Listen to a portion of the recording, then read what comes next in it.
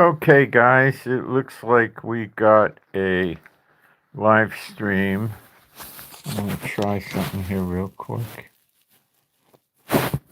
Didn't do anything. Okay. My name's Moshe, and I'm coming to you from Israel in the Galilee. And today is Thursday, the 23rd of April. And in the Holy Land, we were, I think, at 64 degrees now, high of 79 and sunny. And what we're going to talk about today is how the war is going to be marching on or continuing, and when. The last day, Iran seized 2 MSC ships, took them. Now you're mine, right? MSC is probably the world's largest merchant marine, company. They do a lot of container ships and stuff. If they're not the world's largest, then maybe they're number 2, which means they got a lot of political play in several countries. They're not stupid about that. Whatever pressure they could put on,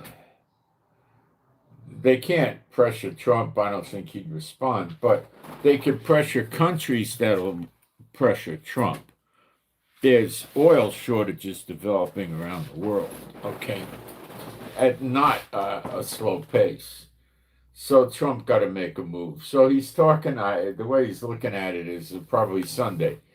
What Trump is doing is what I told you several days ago. He's waiting for the George Bush aircraft carrier to get there and the Gerald Ford aircraft carrier to get there. And that should happen by Sunday. Today in Israel is Thursday, which means in the Middle East it's Thursday. And then I think he's ready to go. I'm not, I can't tell you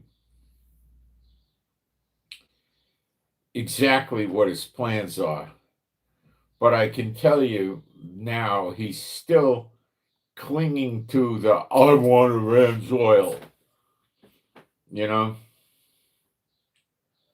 And, I put a picture up on my Telegram yesterday that had a picture of Trump pointing to a gasoline pump from a gas station, and it showed the price of the gasoline as $20.28, and the caption was Trump 2028.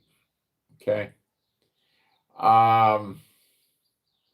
He's afraid to move right now. Now, I think one of these aircraft carriers might be relieving the Ford, I don't think the Ford, maybe the Abraham Lincoln. I don't know what they're doing, but I have a feeling he's going to keep all 3 for a while. In the middle of this, Hegseth fires the Secretary of the Navy, who's probably a 4-star admiral, I assume, because he was receiving orders and interpreting how he should fulfill them instead of actually fulfilling the orders. So Hegseth, the Secretary of War, dumped him. He's still in the Navy. He's still got his 4 admiral stars, and it's probably a sign that he's headed towards retirement.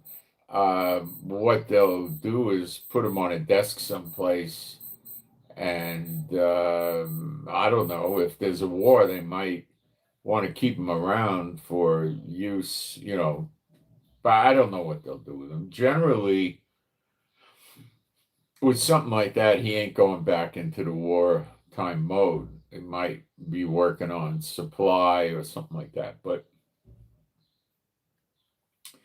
rest assured that this war in Iran is not going to stay and remain only a war in Iran. It's going to go global. It's going to be a global event. Rest assured. But we'll cover all this today, and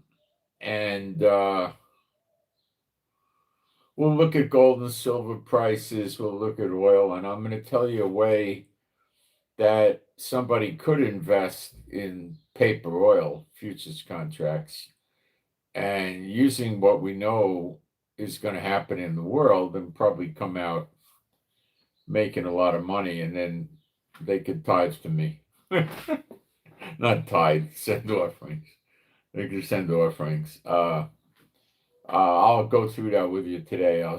Not everybody's going to understand this because you'd have to be used to the concept of options.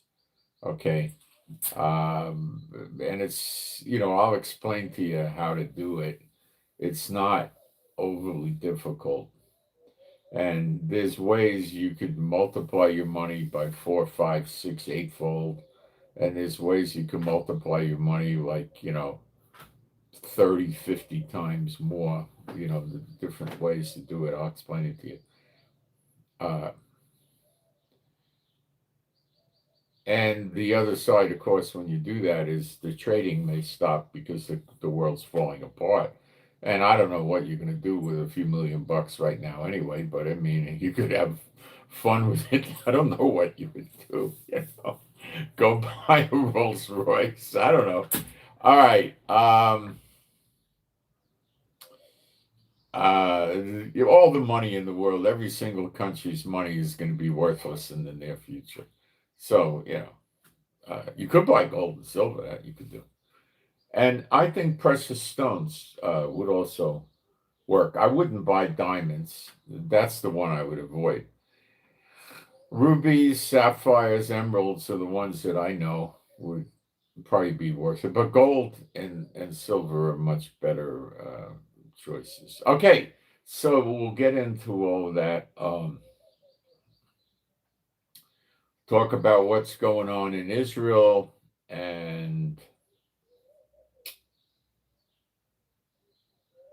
try to get into some Bible prophecy, and we'll have a good time. Well, we could still have a good time. And, rest assured, it's highly likely somebody's going to cut internet cables. I can't guarantee it, but it looks like it could happen soon. It could. I mean, it may not, but I wouldn't be surprised if it did,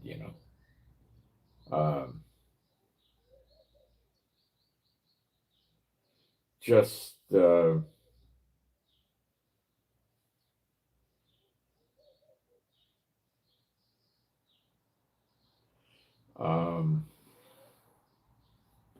just saying. Okay.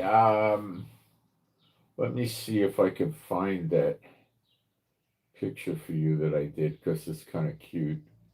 Where did it go? Here. I think I did save it. Let me hold this the right way. That was the wrong way. It slipped away. Try it again.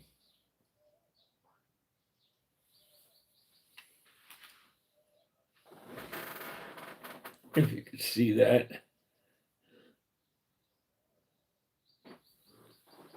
All right. I don't know if you could see it, but I think you could. I put it on my Telegram yesterday. Okay. I made that with ChatGPT. I've been studying this, and I think ChatGPT has the reputation of being the worst of them. I'm about ready to get rid of it. I like the way it relates to me, but it's a liar, and it makes more mistakes than you could imagine. The AI Pro, which is a paid version of Gemini, it's about $10 or $20 a month. I can't remember. That one is pretty good, but it's good for some things and not good for other things. All right, so I use ChatGPT for technical stuff like how to make a phone work, how to do something on an iPad, and it makes mistakes. I think it's time to leave it. I enjoyed it, but it's just turned into a piece of junk, really. I gotta have to cut it off. I cut guac off. I might save it again. I had it again. I don't want to waste the time with that, but I'll keep you updated on that stuff, okay? All right, let me run into the live stream here and see what we got for sound and picture, which is important.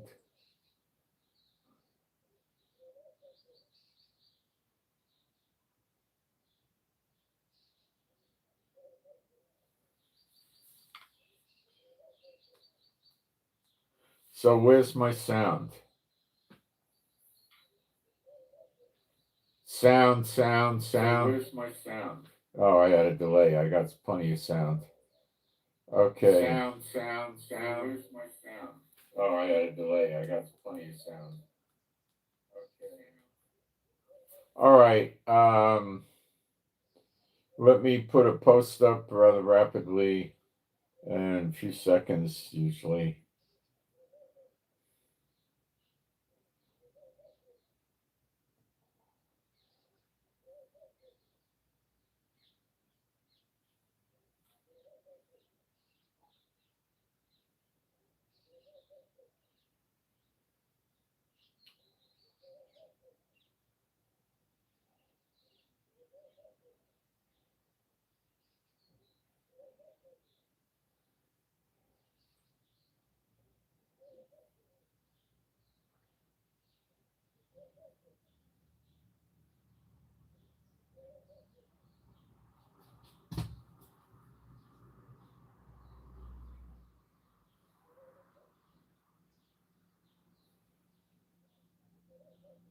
All right, let me check for typos.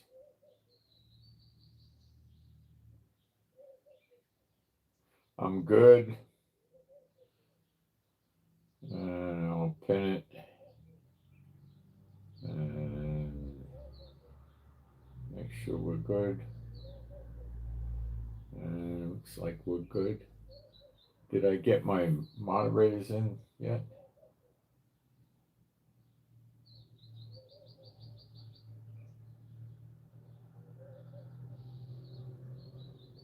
I don't see. I can't read this text. Yeah, the moderators are here. Thank you, moderators. Text is so small now. I don't know what they did. Okay, being a Bible believing site, Old and New Testament, gonna do some praise. There is no God like Jehovah. There is no God like Jehovah. There is no God like Jehovah. There is no God like Jehovah. There is no God like Jehovah. There is no God like Jehovah. There is no God like Jehovah. There is no Messiah like Yeshua. There is no Messiah like Yeshua. There is no Messiah like Yeshua. There is no Messiah like Yeshua. There is no Messiah like Yeshua. There is no Messiah like Yeshua. There is no Messiah like Yeshua. Okay, so what's going on?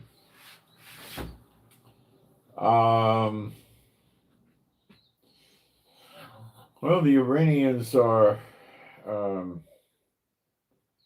getting crazier and crazier. Look, I can't really verify this because it's really hard to verify. I mean, you'd have to go to the CIA or something to get it verified, but it appears that the IRGC has put under house arrest the political leaders of Iran that wear the suits. Okay. The Khomeini guy's in a coma someplace, so he's off the table. And these guys, the guys with the suits, apparently were going to go to the meeting in Islamabad, Pakistan, and the IRGC told them they can't go and put them in house arrest. So they did a coup, a military coup. Nobody's going to do anything about that. Before we start, a couple of prayer requests. First one, I'll do it. You can agree with it. It'll make it more potent. For my Heavenly Father, Jehovah, B'Shem, Yeshua, HaMashiach, I pray for SM, Sierra Mike, SM, Sierra Mike. I pray for healing for some stomach ache or stomach pain. B'Shem, Yeshua, HaMashiach, and if you're a believer, you can agree with this. I'll do this briefly but adequately. Someone asked me, they said they were a believer for 10 years and they're having a lot of trouble living in the world with what's going on with these idiot Satan bots, circling the drain. They're just about on the verge of beginning to go down the drain. I would say before summer they'll be going down the drain. Okay. What is the way it was? I got saved very early 80s.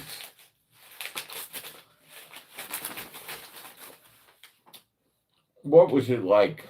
Well, at first you don't know any better. I went to church. And what's going on in church? Well, you make new friends. It's interesting, you start learning the Bible and, you don't feel really comfortable in the churches. You don't. It's interesting and different. And then I started wondering why they only go to church on Sunday. See, I was saved, most of them aren't, so I would want to go every day. All right.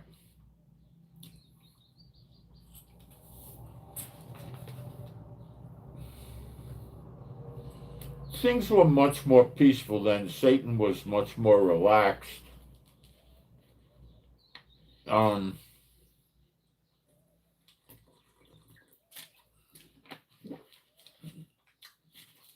The concerns we had were, I was younger, making a life, getting married, building a business, things like that. I wasn't, we weren't thinking about doom and gloom. And life was easy. The economy was good. It was easy to support yourself. Everything was way, way, way the heck less expensive, but much more costly than it was in the 60s, but much cheaper.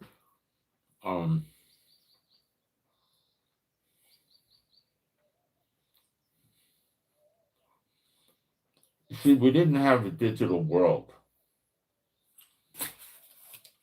When you wanted to make a phone call, you went to a payphone or you went home and used your phone. You couldn't just turn your cell phone on, okay?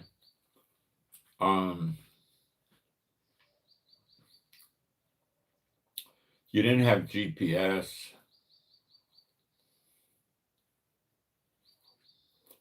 Computers were out there, but there was no internet to speak of.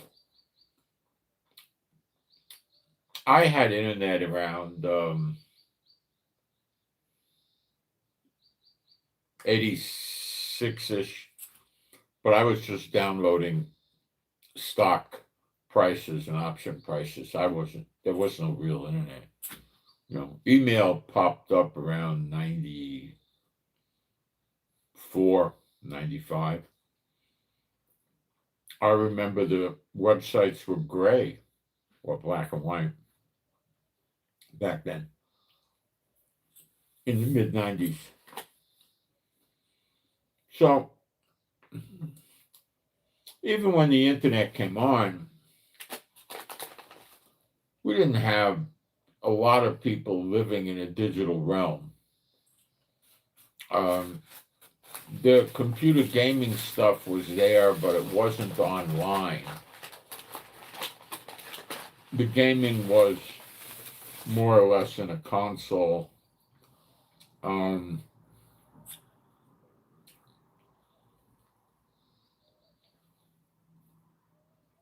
If you wanted later on, like in the latter 90s, if you wanted to watch a movie with your dial-up working on your phone line, it would take you hours to download the movie, and frequently it would fail. So people were watching television.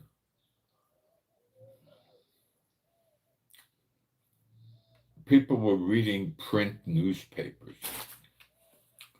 People were getting snail mail. People were physically shopping, going to stores.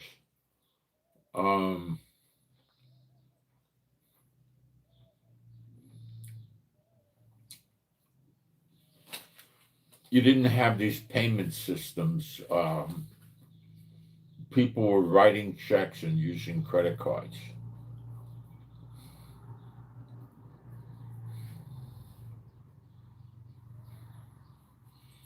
In America, we were concerned with things like government infringing on our rights, guns, and many other things.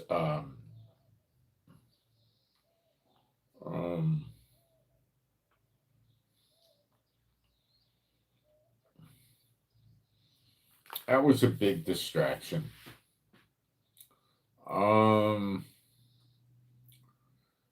There was no real active discrimination. You didn't have mass shootings. That was rare as all get up, okay? You didn't have bombings. That was rare as all get up. I mean, it happened, but it was so rare.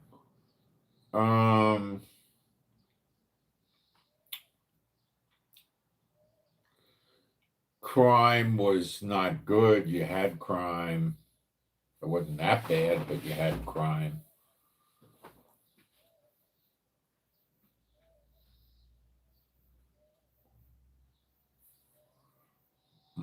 Medical insurance was, I didn't have it then, but I know in the 80s, it was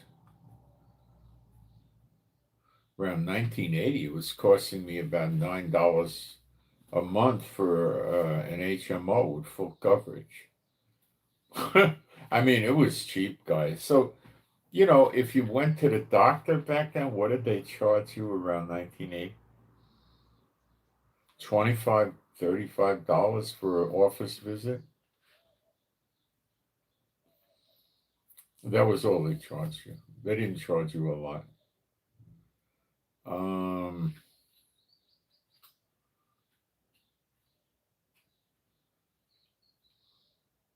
That's the sort of stuff, so we didn't have a lot of discrimination, a lot of problems. Okay, so what I remember happened, the Messianic congregations started around 1982, and they weren't run by Satan bots at that time. They got away with running real congregations for a brief period of time, and then the Satan bots moved in. By 84, 85, they would go in and they would break it up. They would cause fights, dissension, backbiting.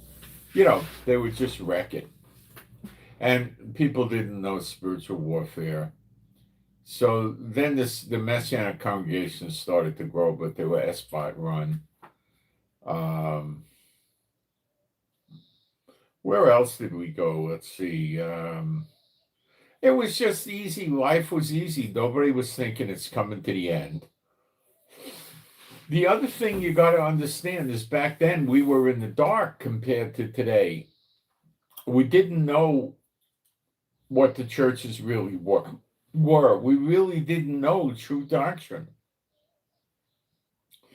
We were all running around thinking about a pre-trib, a mid-trib, a post-trib, a millennial, we didn't know Zechariah 12. We didn't know Malachi 3 and 4. We didn't know much about the two witnesses. We didn't know about Jeremiah 49. We didn't know things, okay? So we were running around. I mean, we came out of the church, and then we would go back and find another church and come out of that church and find another church. Then finally, many people gave up on the churches. And, by the mid 90s, there was a lot of us, and what we used to say is the Lord called us out of the church. It's true. And there was a big exodus out of the church that went from about 95 to 97, 98. By 1999, it was dropping off. Not that many people were coming out, okay? But for a few years, it was huge. And we didn't understand it altogether, okay? But what we did know is that our life got better when we got out of the church because there was a lot of sins that went away. We were in incorrect fellowship and stuff. We were breaking Galatians 5:19 to 21 with divisions and variance and all that was being broken. We were wrong. And we didn't know we were wrong. We had no good teachers. And we didn't understand the true gospel. And there was nobody teaching it. And then we got, we caught hold of it many years later. The first thing was wait 1 second. I gotta look at this. No, that's the militia. We have like a local militia, you could call it. I don't know what you call it. A security protective force. They work with the government. They're not against the government. They work with the government. They got vehicles with blue lights. They got government long guns. They got radios for the police and the army. They're good guys. They're volunteers, and they protect us. They're there to protect us from ground invasions from the lovely people that surround us. But they also keep the crooks out. But we don't have a lot of crooks in Israel. You don't have that stuff. There's more drugs in Israel. I wish the drugs weren't here, the hard narcotics. There's a terrible amount of drugs. See, the surrounding country, evil people just love bringing drugs into Israel. They make money and it curses the Israelis, and the Israelis take it. So moving along,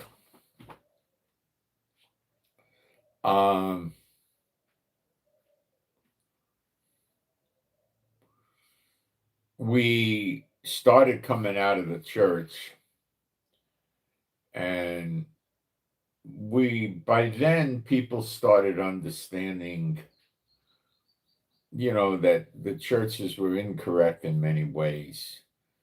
And then to fool us, they started doing house churches that didn't have a building, but they had a denomination and they had, ordained. All these characters are ordained. You go and you find them on the internet, these guys with the big websites, they're ordained by somebody. They're ordained. Which means they're controlled by the S-bots that you don't see.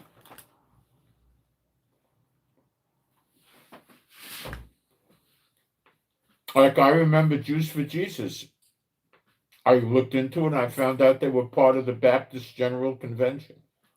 It's a joke. I mean, it's not a joke, it's true. But, I mean, it was comical. So absurd. All right, so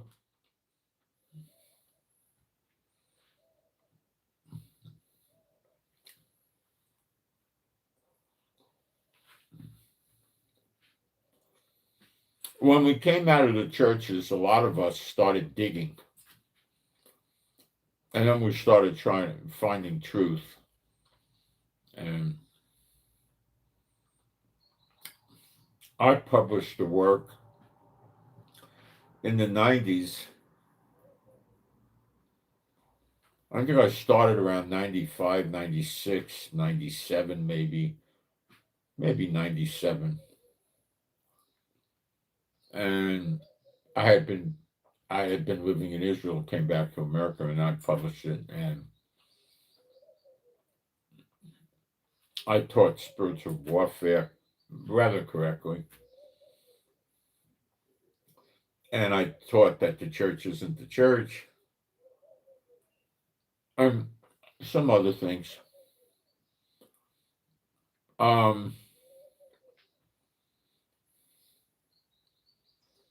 and it got massive circulation over the years. It was up for about 4 years. And it got massive circulation because the internet was easy to manipulate back then. We didn't have Google, you know.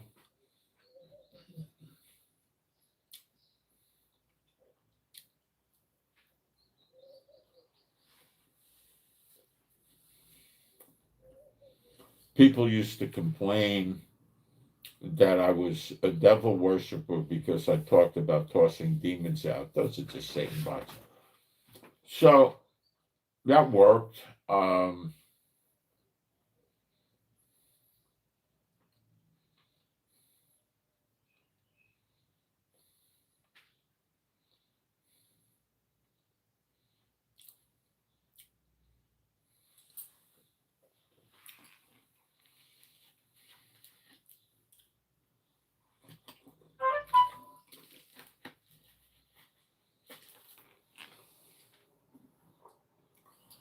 I remember that it wasn't until about 2008 that people started learning that the daughter of Babylon was America.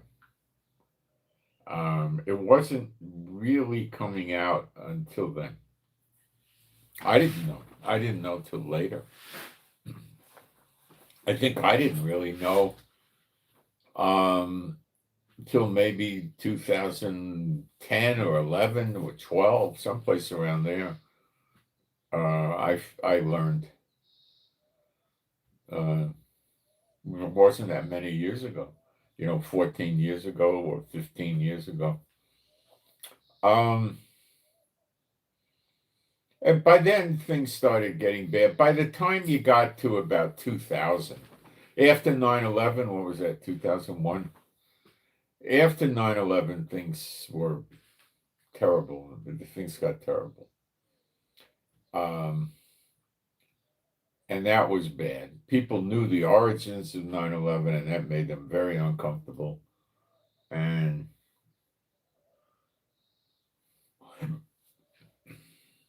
it just became horrible. I lost a cousin recently. He was downtown around 9/11 when it happened, and he wasn't in the buildings, he was near there. And he breathed the asbestos in, and it gave him constant trouble. He died maybe 62, 63 years old. Wasn't very old. He died. I don't think he had a happy life, but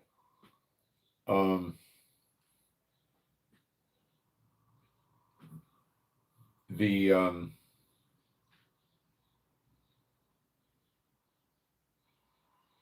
that's when things got bad. The government started getting really crazy.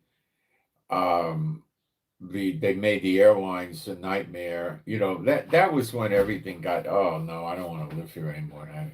I moved back to Israel shortly after that. It's just it got too. Well, not that shortly after that. I left America. I didn't go to Israel directly, but it was. I felt it was time to go. It was just too ridiculous. I knew what they did, and it became stupid. To stay there. It just was gone. But before 9/11, it was really pretty okay. They were nasty with the guns. And then that reversed because some states started, like Florida, started doing, um, easy guns. Anybody who doesn't have a criminal record could get a permit. It was going well. Okay, it was going well. And then it wasn't, you know, got bad. So that was basically,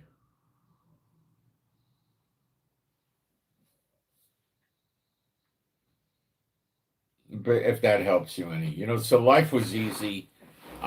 Things were easier. We weren't aware of, we were headed into an end times heavy duty thing, because we weren't back then. It was some years away.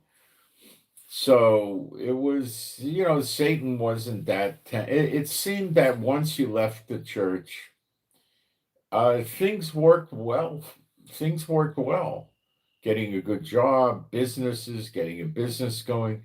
It was sort of easy. It hadn't been that, you know, bad yet. Amazon was, it was the time I remember Amazon was selling books. They started with books. They weren't selling everything under the sun, including groceries and medical and doctors and pharmacy and deliveries the same day. And, it was, we didn't have things like that. We were going to stores. See, we were not in a virtual world. We were in reality. And I think that made the whole difference. I think when people came into the virtual world, they became nuts. Okay? That's what I think. And that's where we're at today. Okay. And I can't wait to get out of a virtual world. I don't like it. I think it's destructive. It's certainly no way to raise children. It's just not, it's got conveniences to it. Like if your car breaks down and you have a cell phone, let's say. If you didn't have a cell phone, think about how much more complicated it was. But it's not good. You know,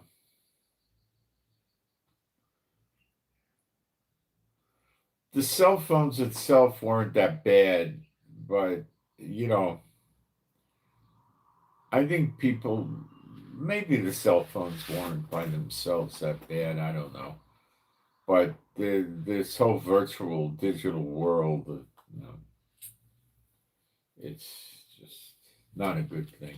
And it has a massive amount of what I would call virtual or digital criminals.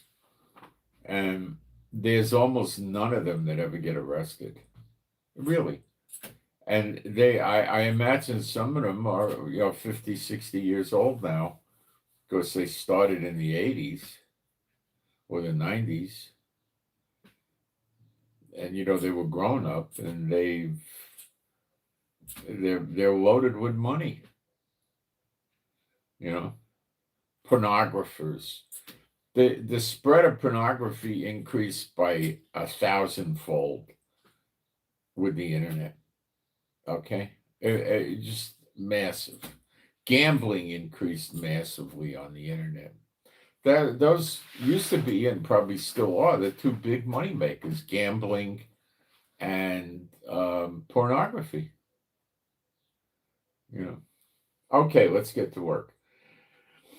The Lebanese newspaper Al Akbar, affiliated with Hezbollah, on its front page this morning, this I think was yesterday, Hezbollah, no ceasefire before withdrawal of the Israeli forces. So they're saying, we got to get out of Lebanon and we're not going to have a ceasefire with them. Well, I mean, the ceasefire with Hezbollah is,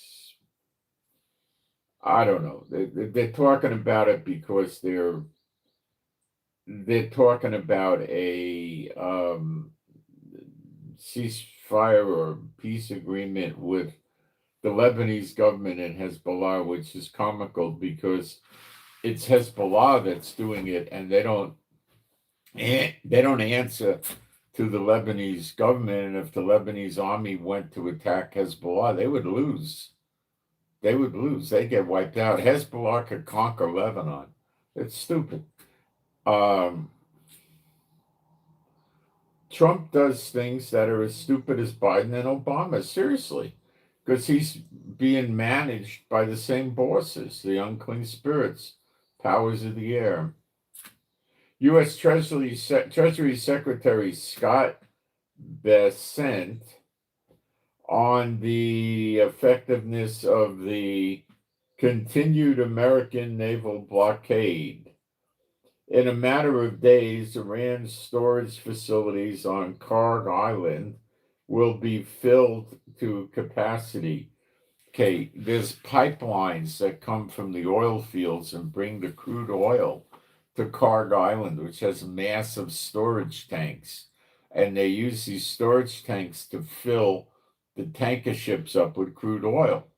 But because they're not offloading any of the crude oil from these storage tanks, which are on Karg Island where the ships dock up to fill up with oil, they're going to have to shut their oil wells down, or they're just going to be flooding oil. It'll flood over the tanks, and, they got to have to shut it down. They're not selling any oil. This restricting Iran's maritime trade directly harms the main lifeline of the Iranian regime. This is, you see, Trump has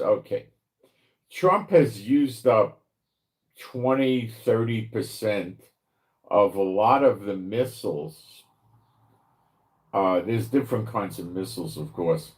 A lot of the different missiles America has, 20-30% of their entire inventory. Not bombs, not regular bombs, missiles.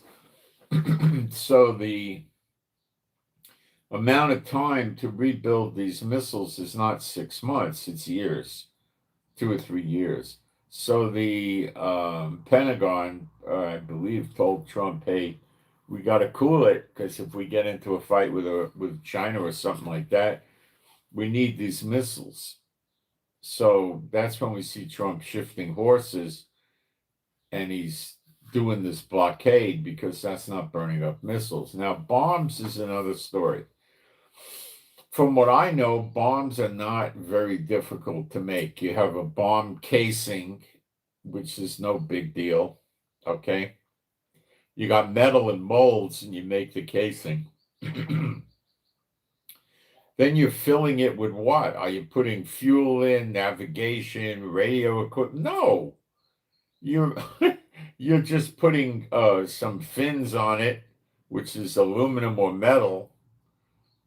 It doesn't burn any fuel, and you're filling it with explosives, and you're putting a detonator in there. Now, you could have a detonator that works on pressure. You could have a detonator that works on altimeter, so you could do a burst in the air. You could have a bomb that has a very hard casing, thick metal maybe, right? For penetration, but they're not overly complicated, guys.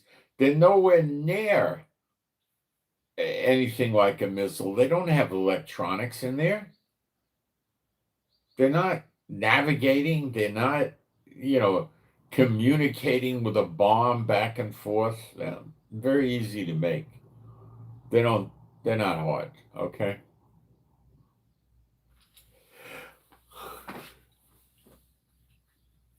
So bombs away, so Trump takes a break for 2-3 weeks. You can make a lot of bombs in 2 or 3 weeks, if you got the factories, which America does. They don't talk about who makes their bombs and where they are, but, there they are. Okay.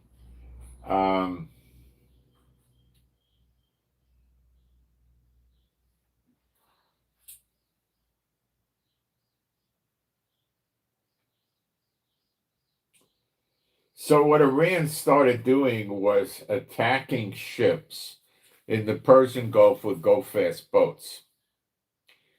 And the go-fast boats will have a gun mounted in it. Normally it'll be on a mount, a metal mount, where they're riveting it into the floor of the boat.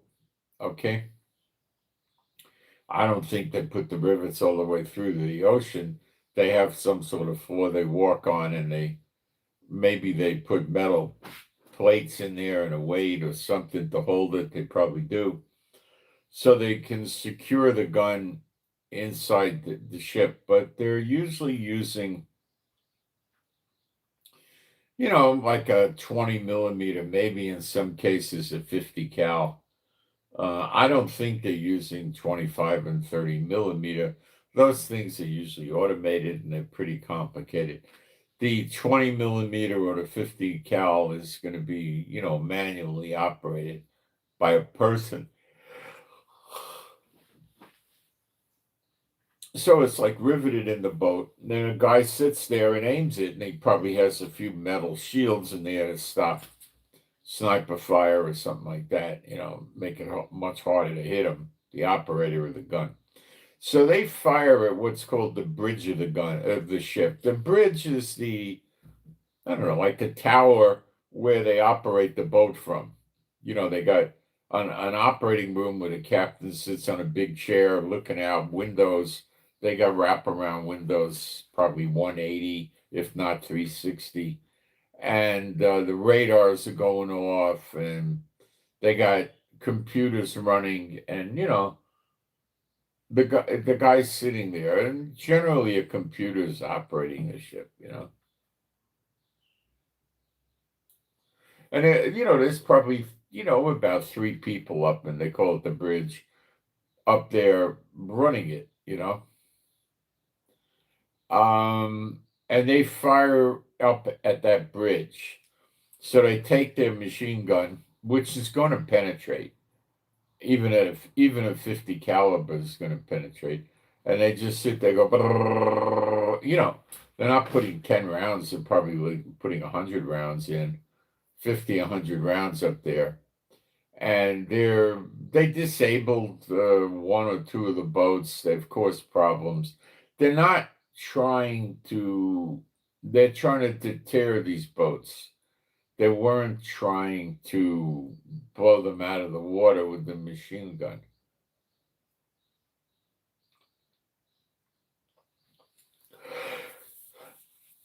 Okay, they did that to 3 vessels.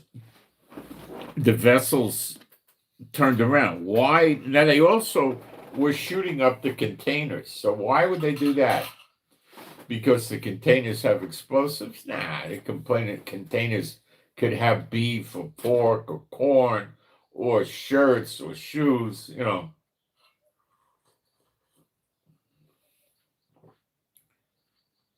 They damaged the consumer goods. They could have hit 80, 90 containers. I don't know. They could have hit 5 or 6. A 50 cal, I don't know if it'll go through the container that efficiently. Armor piercing would. So they were probably shooting a 20 millimeter gun. That'd go right through it.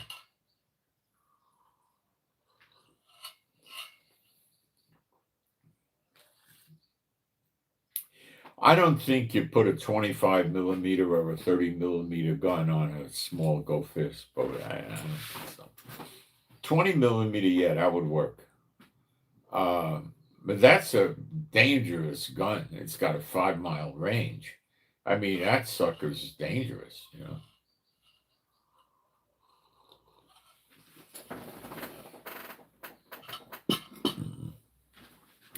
Towards the end of World War II, they were using those in aircraft to shoot enemy fighter jets with. So the guys were complaining they'd hit the enemy planes with the 50 cal, and the plane would keep flying and shooting back at them. But when they got to 20 millimeter, as soon as you hit the plane, it would break up. The wings would fall off, or the fuselage or something would break. And that was great for the Americans because the plane would be ineffective and it would start descending. And if the pilot was still alive, he had to get out. He didn't have an ejector seat. He had to open the canopy of his fighter jet and climb out and jump. He had a parachute. Um, Probably half of them or more never jumped. They probably never made it out. Things would be jammed. They were knocked out. They were wounded. They were, it didn't work for them. Okay. Then, in addition, they went with go fast boats, and I don't know if they shot at these. I think they threatened them. 2 MSC boats, big boats, and they took them into custody, crew and all. And they just brought the boats into Iranian waters, close to where they are, and now they're our boats or whatever they're going to do. That's 5 craft in one day. What's Trump going to do? I don't know. What's going to happen today? More of the same, unless the ships have learned to stay far away from there.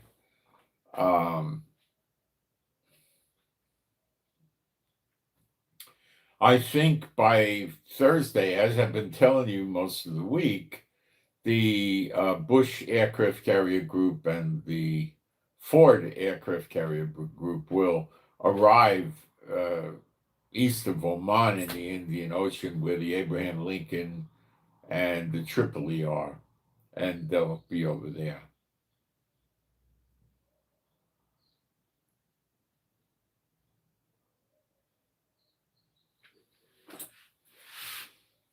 They're not putting any of these aircraft carriers in the Mediterranean.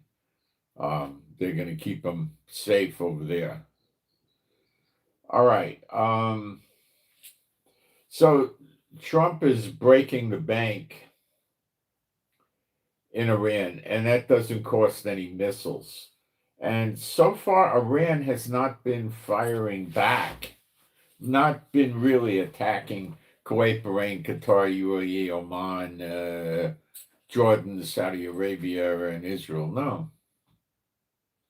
The Houthis have been rather quiet. I don't know what's up with that. Somalia comes up with a statement. Now, they're in Africa, they're on the other side of the Red Sea from Yemen. So the Yemen's a Middle East country, and Somalia is an African. It's in Africa,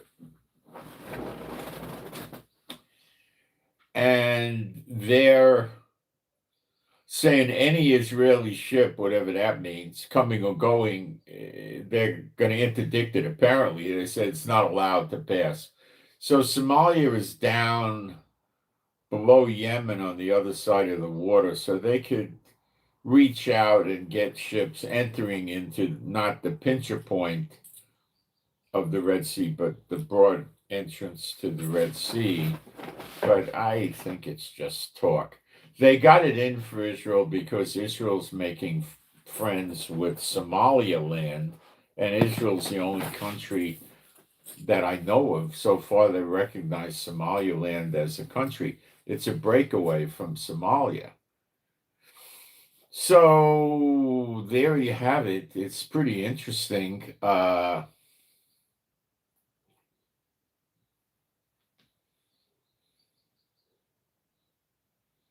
Pretty interesting.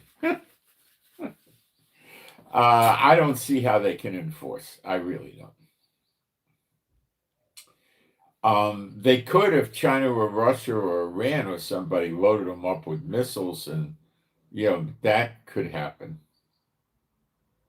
But I think it's just talk more than anything.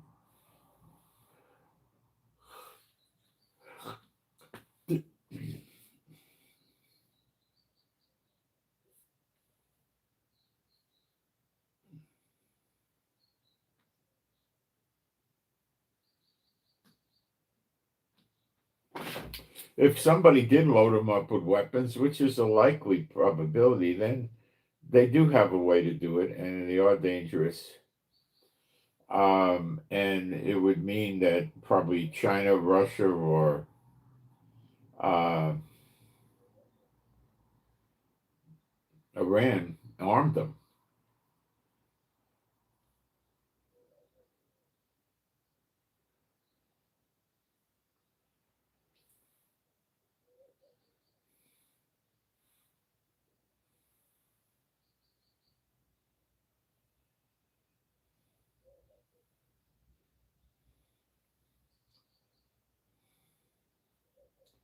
It's a crazy situation. Um, I don't think Israel's going to go bomb them unless they really make a pain of themselves, like attack an Israeli ship or something like that. They do.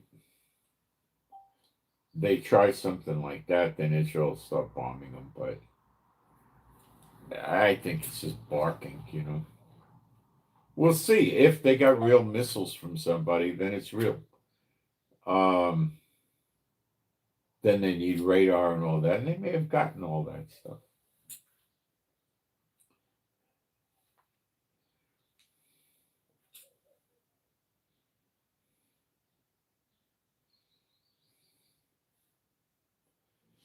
So one of the ships they fired on, the Iranians fired on, the bridge got broken up uh, pretty seriously.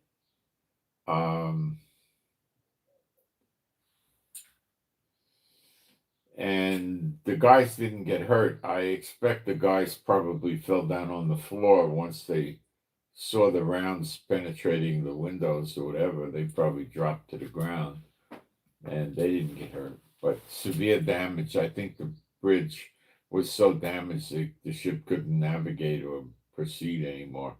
I probably getting it towed or something.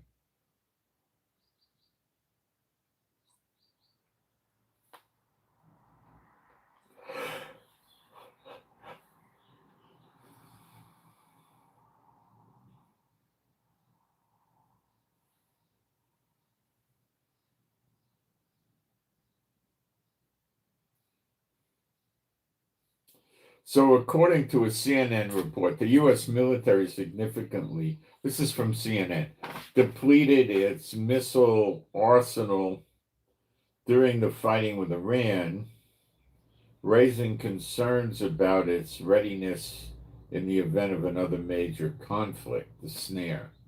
Think the snare.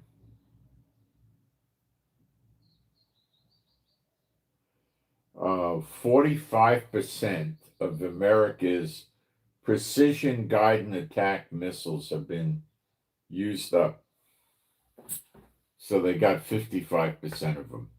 About 50% or half of the THAAD interceptor missiles have been used up.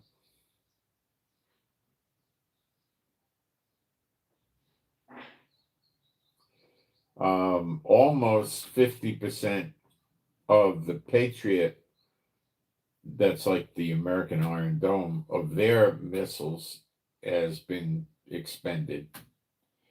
20 to 30% of the Tomahawk cruise missiles and the long range ballistic missiles are used up.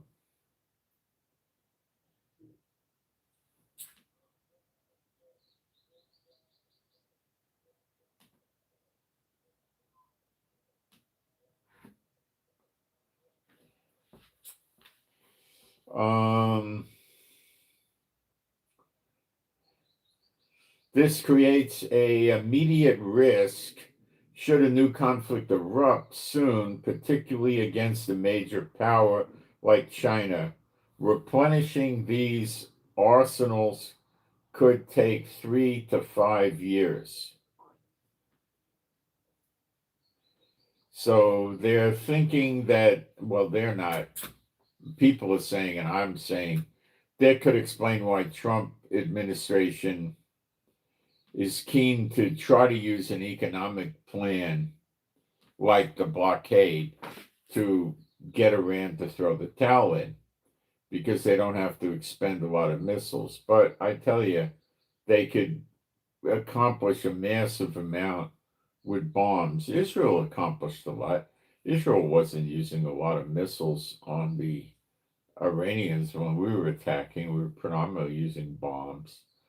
To get the bombs accurate, you can put J dams on them. Now, I don't know how many of them they have or don't have, but they give them out, and it makes the missile highly accurate.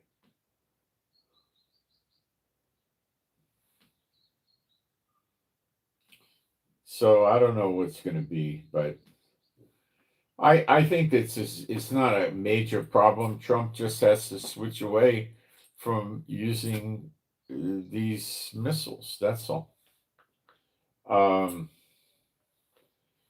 I mean, the generals will scream bloody murder if he tries to run the inventory down any further. A country like China or Russia takes over America, they're going to take, people like the generals, the FBI, CIA, they just take them out and shoot them. They're not going to leave them laying around.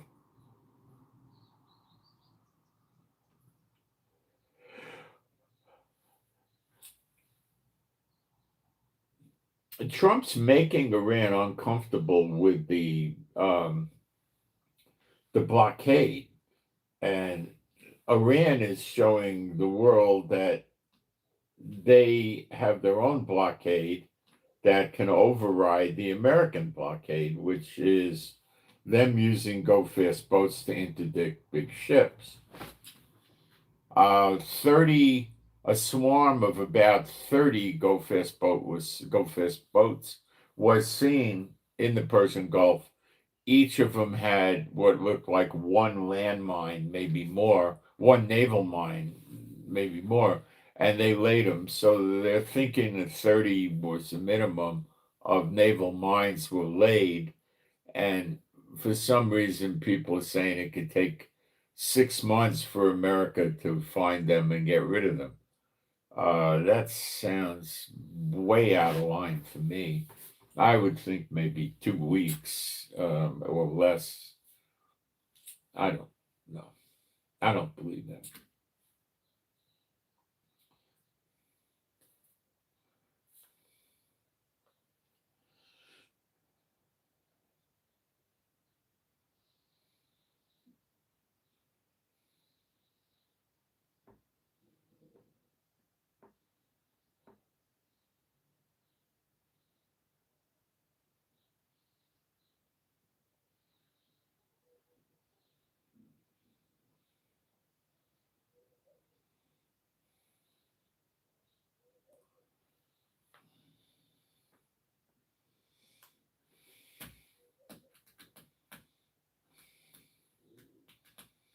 So Iran's thinking that they could still invoke a reasonable degree of control in the Persian Gulf area, but you see, Trump is letting in shipping that's not going to Iran, and they're the ones the Iranians are going after.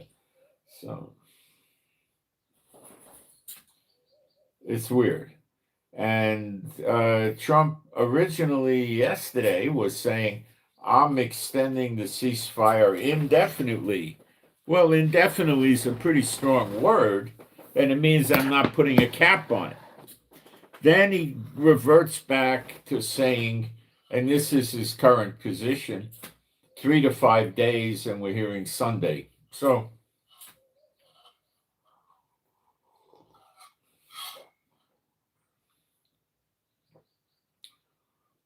what might happen Sunday if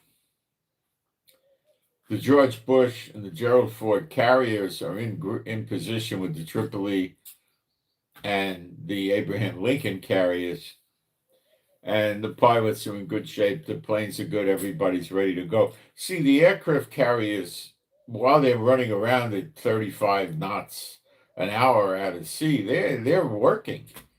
They're repairing planes, they're loading them, they're arming them. They're having pilot meetings and discussing the target package. They're fine.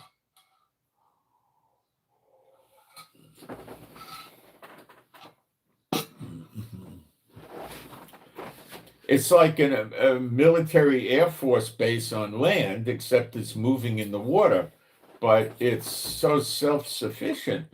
What's the big one? The Ford, I think, has 6,000 guys on it. I think the other one has 5,000.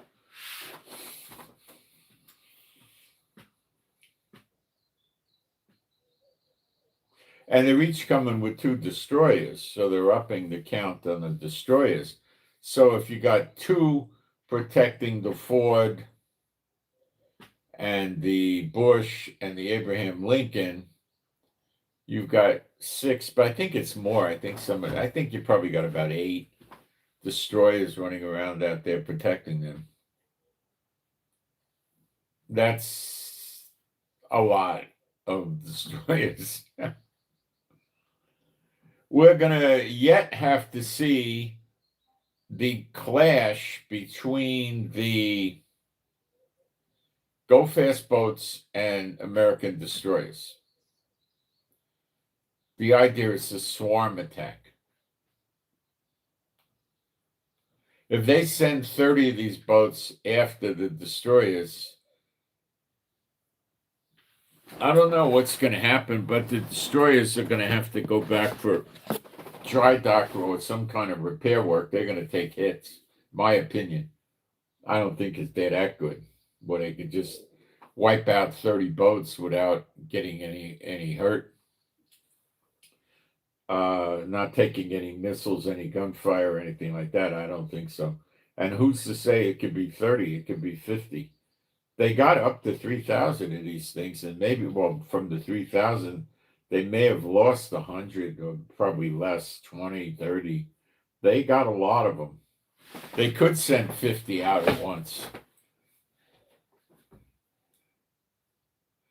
But these destroyers are not by themselves. So I think the reason Trump is keeping them nearby is they're making a big sphere around them, the destroyers. And believe me, I would say 3 submarines out there with them.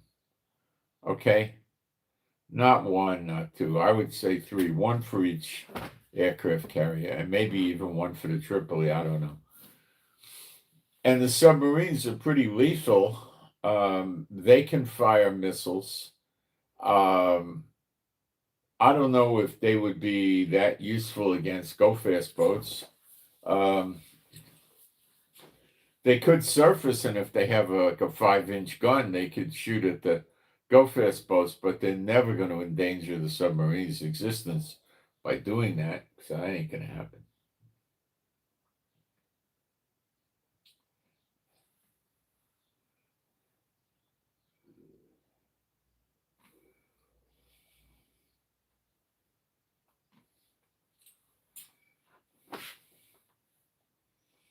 If the Iranians come up with a written plan or proposal and say, well, this is what we're willing to do, and let's talk, would Trump take him up on that? It would depend on if the aircraft carrier groups were in place. It would boil down to what they took, and they would.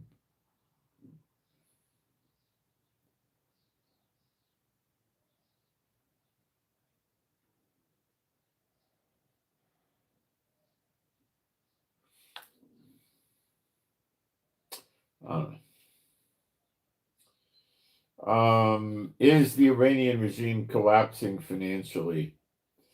Gotta be collapsing. Gotta be. And they're running out of stuff. What are they running out of? Parts for what? For everything. For taxi cabs, for trucks, for military vehicles, for everything. They're running out of parts. Okay. They should be anyway. They soon will. They're running out of food, I'm sure, and they're running out of medical supplies and all kinds of things. So it's stressing them.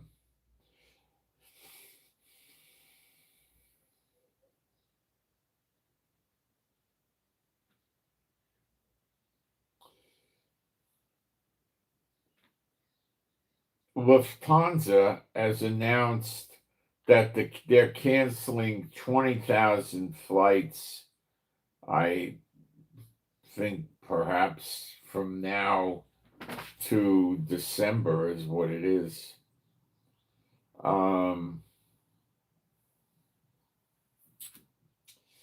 It seems to have something to do with aviation fuel price increases and shortages. So Iran is starting to cause trouble already.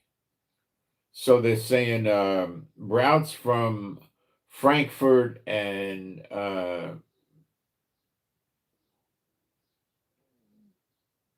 Munich and another place called Maine or Am Maine or something, AM, new word, MAIN, something like that, are going to be removed while flights from Zurich, Vienna, and Brussels will be expanded.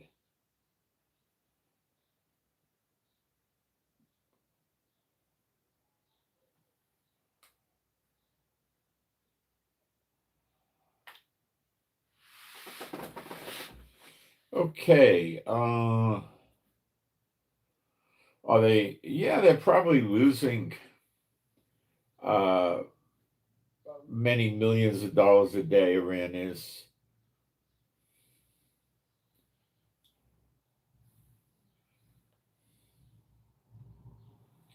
Europe had some sort of conference with 30 countries.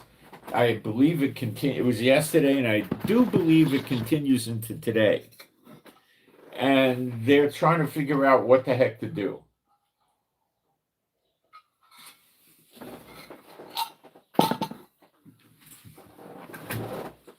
With the closure of the Persian Gulf, they don't know what to do. I don't know if they invited Trump to go to that discussion. It wasn't stated. Maybe he sent some representatives there. I don't know.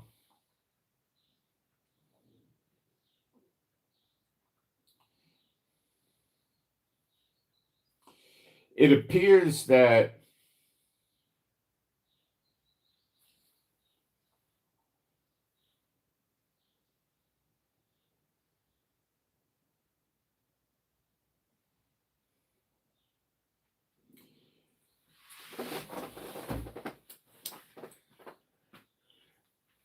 it really appears that the suits in Iran,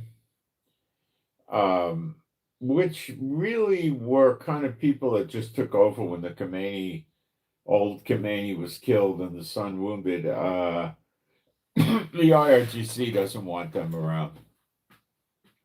Look, the IRGC's done a lot of war crimes, killing civilians, attacking forbidden structures like daycare centers and things like that, residential hotels, and they don't want to answer for war crimes. The guys in the suits, probably nothing would happen to them with war crimes.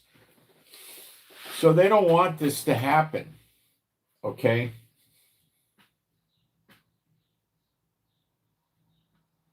So they don't want the suits negotiating. No negotiations, no ceasefire.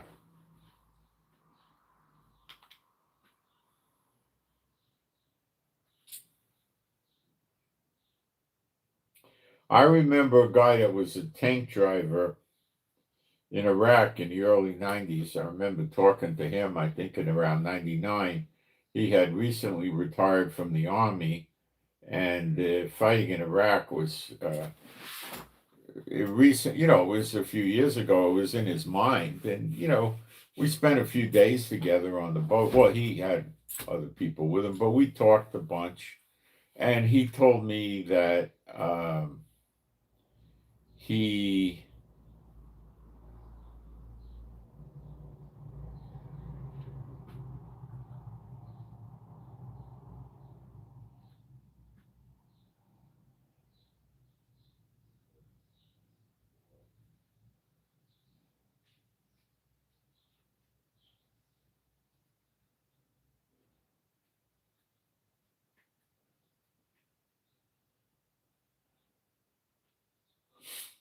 he told me that they were told that these this was Iraq with Saddam Hussein border, they call Imperial Guard, or I don't know, said they had some wild name.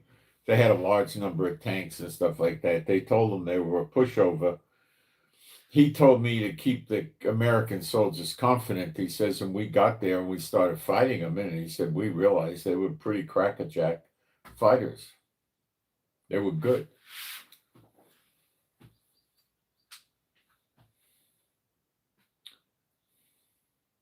So that's how they work. So we don't know what Iran's going to do, but I'll tell you, I do believe they can hit parts of Europe, and that's what they're going to try to do. Get Europe scared, because Europe is having meetings, and I'm sure Iran knows what's being talked about in those meetings. I'd give that 99%. And if they don't like what they're hearing in the meetings,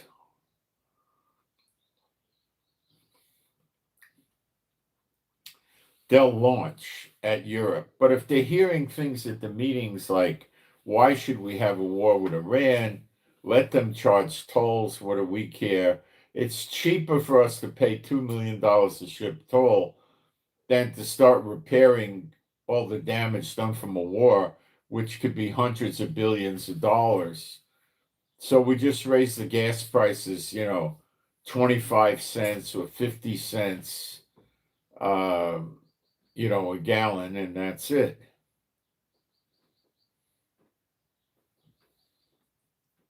And we're done with it. The consumer, the people, our constituents that we're supposed to protect pay for it. We don't.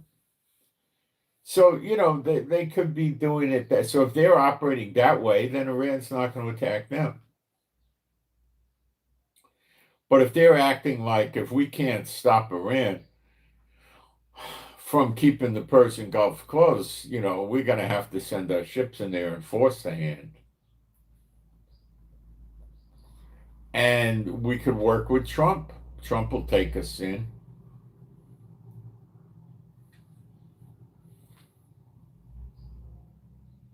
So I don't know what direction it's going yet. It's still ongoing today. I haven't picked up any leaks yet. We'll see. I have a sneaking suspicion it's probably got a mixture of let's attack Iran and let's try to do a diplomatic solution. But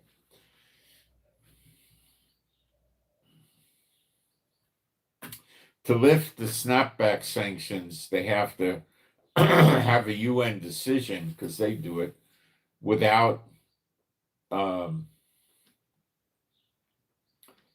anybody vetoing it. And Trump has veto power, so he could veto it and it won't work. So they'll have the snapback sanctions. So I don't know where we're at with that. We'll know more after today.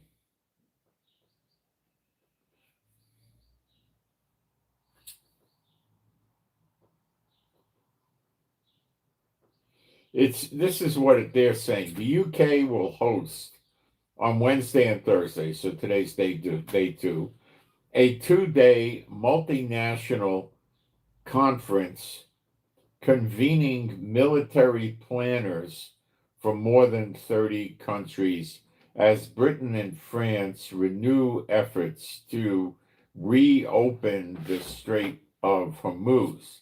The 2-day conference takes place just after U.S. President Trump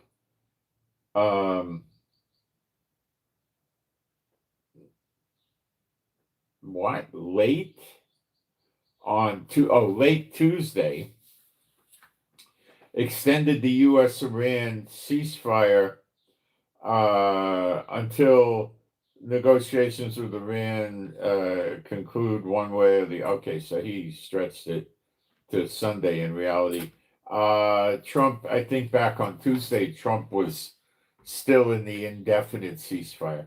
But Wednesday brought about a new change. He's in the 3 to 5 day ceasefire. Trump has also ordered, one way or the other, President Trump also ordered that the U.S. blockade at the Strait of Hormuz remain in place. It's stopping the flow of oil and breaking sanctions too. Iran is going up the creek without a paddle. Yes and no. I mean, We'll cover that in a couple of moments, what Iran is doing. Iran is getting, I had the numbers here.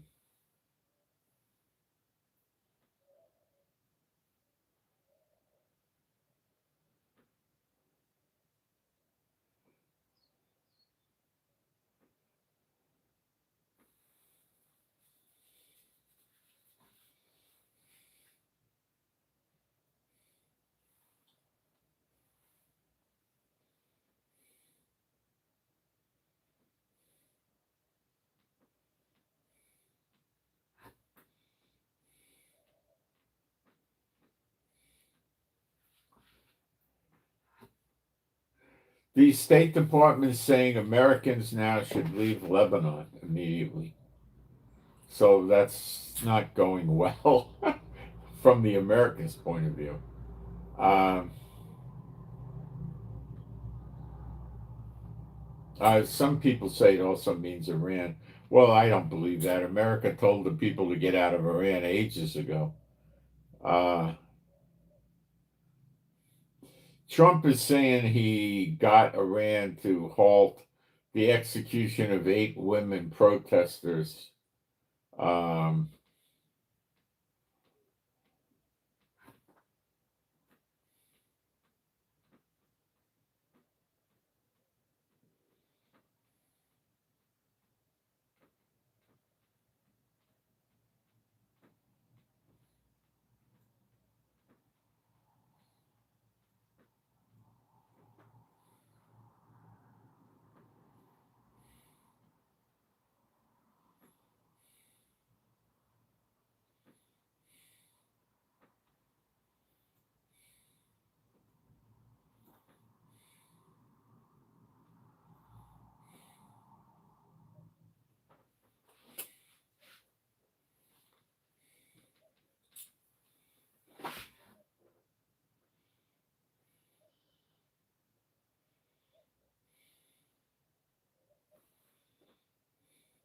So the Trump saying he got Iran to stop executing 8 women.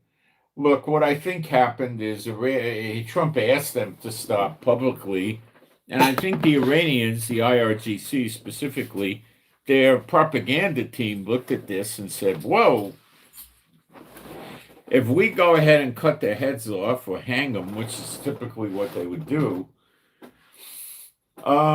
We're going to get a lot of bad PR for hanging the women when they didn't go out and murder somebody or anything like that. All they were doing was protesting.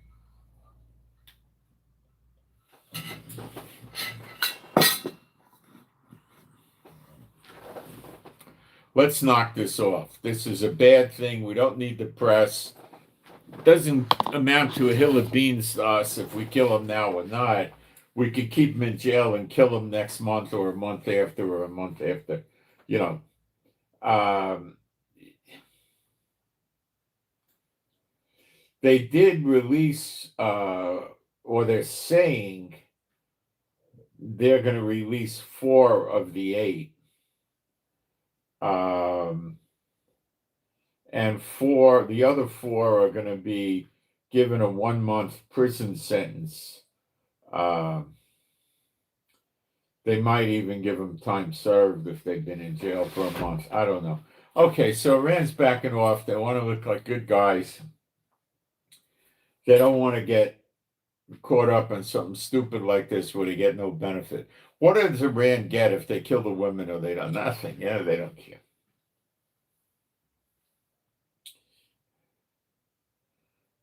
Okay, this is what we got to listen to and you got to understand. So pay attention to this. 50 to 55% of China's oil imports, China doesn't have their own oil to speak of. Okay, it comes from, they do refine oil, but they got to buy the crude. They can't make it, they can't get enough crude out of the ground. So they're,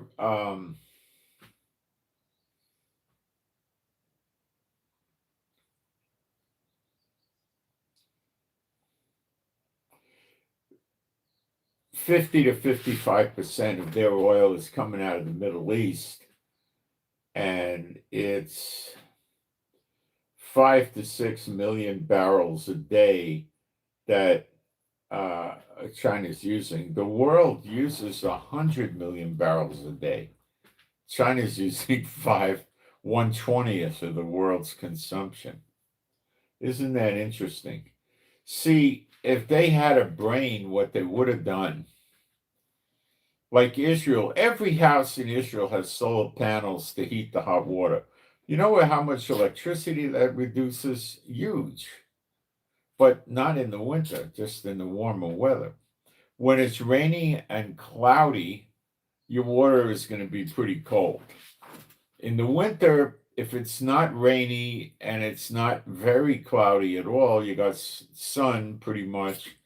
Even in the winter, you're not going to get your water hot enough to take a shower, but you're going to get your water warm enough to like wash your hands. It's not going to be like ice water, room temperature. So then when you put your boiler on, your electric heater for the water, it doesn't take a long time because it's starting with room temperature water, not ice water. So 15, 20 minutes, you got water.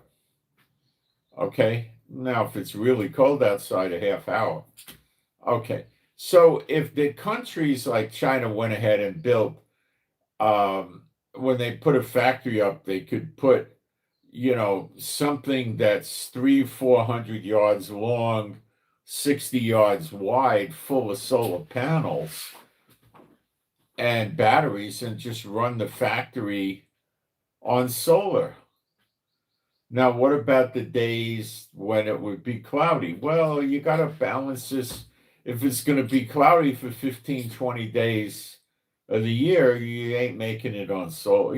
That you're not going to make it on solar. So it just depends where it is and what's going on. But, they probably could significantly cut themselves down from using 55%. Well, from using, what are they saying? They're using 5-6 million. They could probably get themselves to half that if they expanded solar. That's what I would think.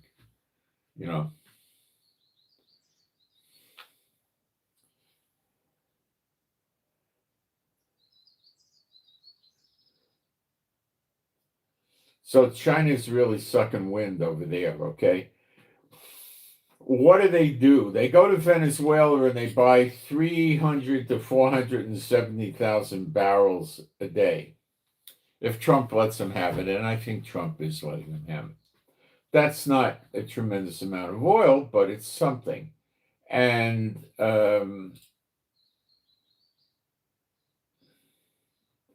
China is also using Brazil and Angola and Russia.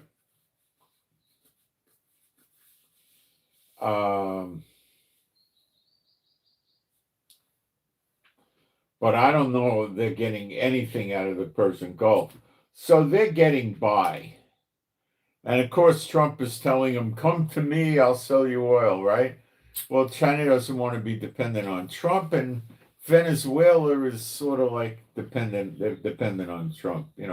Brazil and Angola and Russia, they're not dependent on Trump. So, is there a chance of China going to war about this? Well, that's a hard question. Japan went to war, and Japan and not China. Their mentalities are way the heck different, okay? Way different, okay?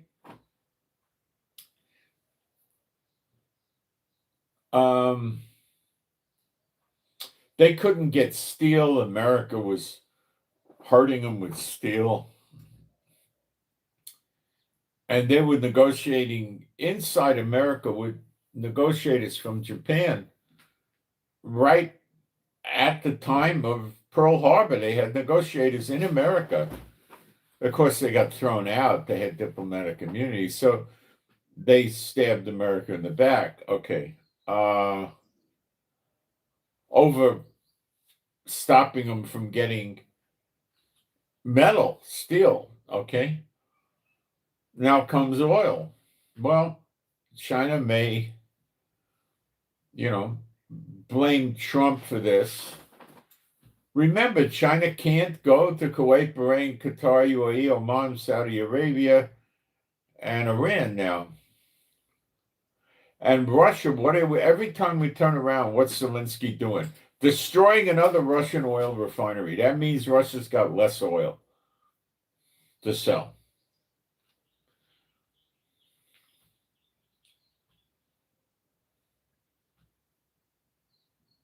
Okay?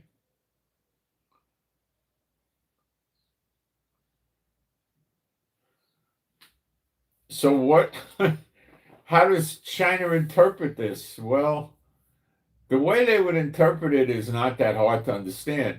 Trump, lift your blockade, and then they would just go to China, to Iran with their ships, load up, and go out. The heck with Trump and his sanctions. Let's make Iran great again so they can destroy America. That's basically the Chinese position. Trump's not playing ball. How could you make money on oil?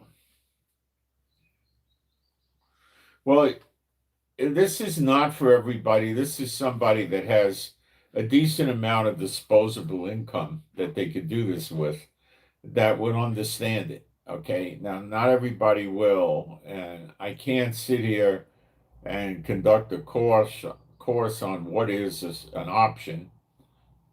And that would take a week, 2 weeks. All right.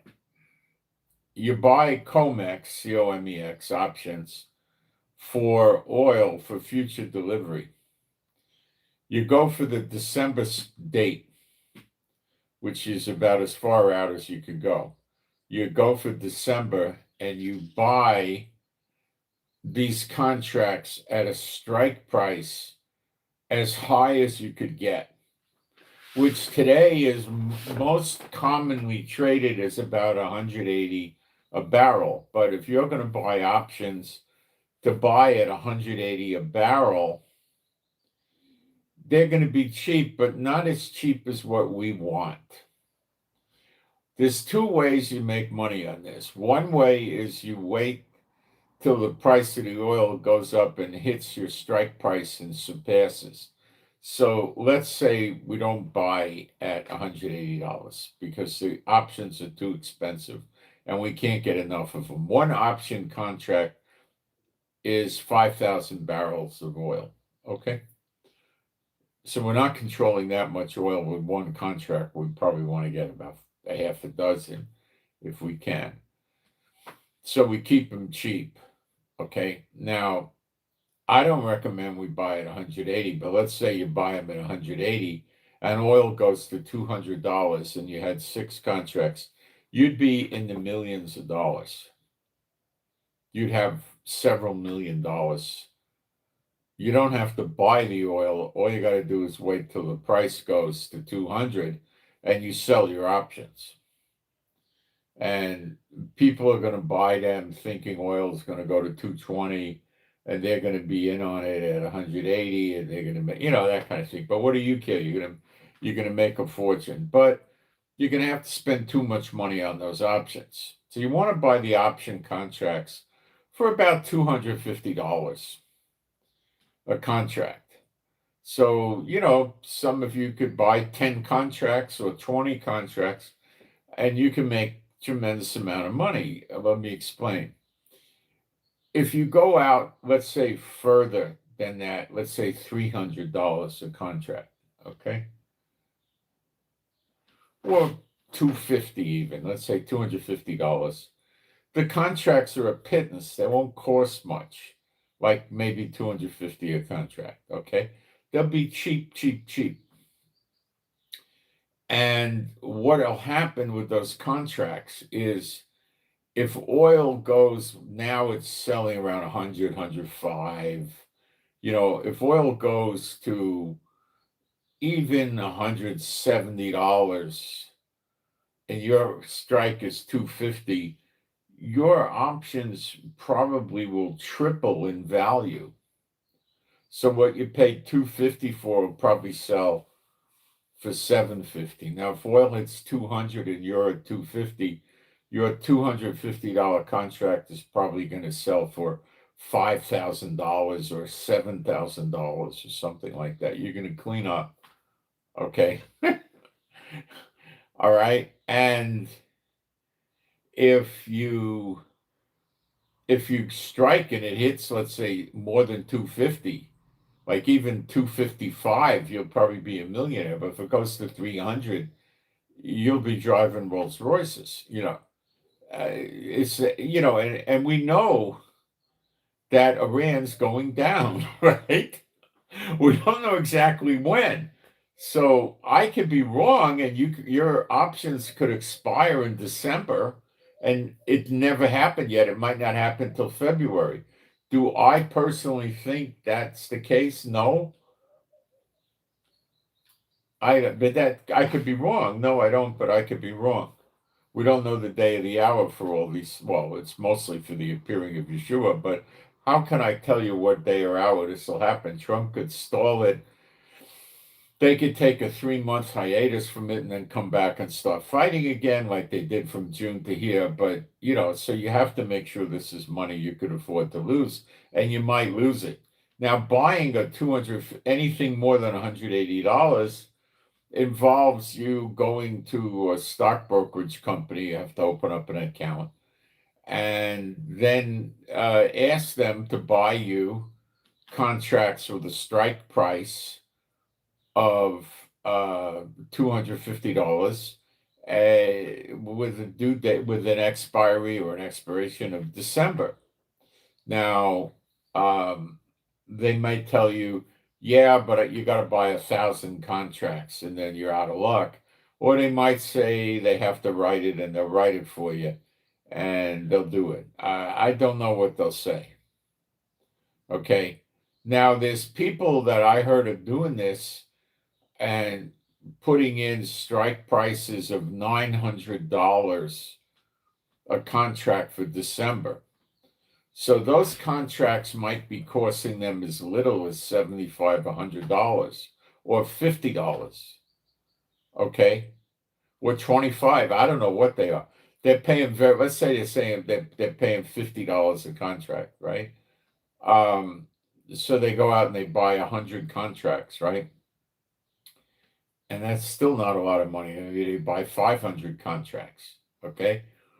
And things go crazy and oil hits $900. What would happen to them? They probably have $150 million, $200 million. You see, but we know it's going to happen. We just don't know when, okay? But here's the other downside. When it happens, they may shut the markets because things are going to go so crazy. They might close the markets and they may never open. So you could lose your money. If you could convince them to write you a $900 strike price in December, and your price for those options is very low, and you could buy 5,000 of them or 10,000 or something like that, you don't even need look, this is what you got to understand. If the oil only went to 300 a barrel, you would probably triple or quadruple your money without it even ever getting near your strike price, because people would buy those options because it would still be cheap. If you paid $25 and they saw oil go to 300, they'd say, oh boy, they could buy for $75 or $100 a contract. They may go in just to take a shot. Or they might be hedging their bet. They might be shorting oil and they want to get something else to balance it. You could make money without ever getting to your strike price, just because it's psychological. People are looking for, it's like buying a lottery ticket. The difference is this: we know it'll happen. We don't know when, and we don't know how catastrophic it would be.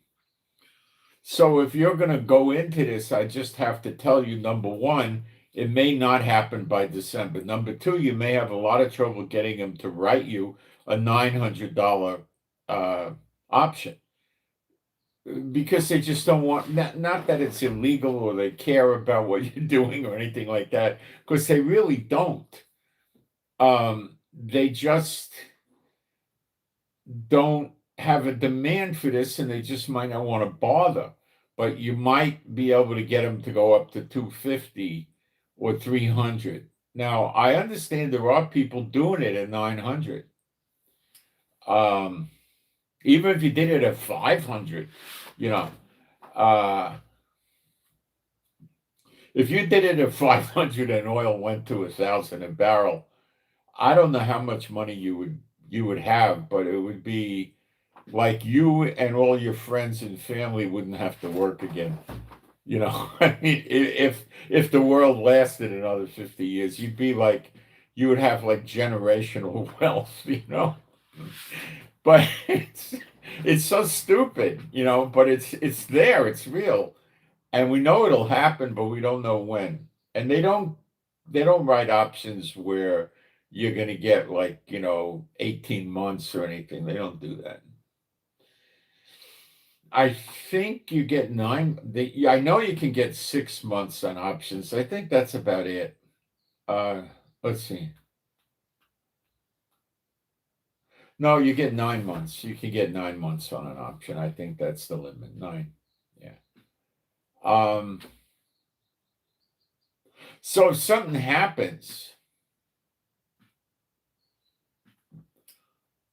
which I'm pretty sure it will, you could walk away with so much money, it would be hilarious. I mean, it would be stupid money. Now, if you just could go a little, like you buy options for 250 or 300 and the prices go up not that much, just to 200. Remember, in some places they're paying 150 a barrel already for, real-time delivery, not paper trading, right?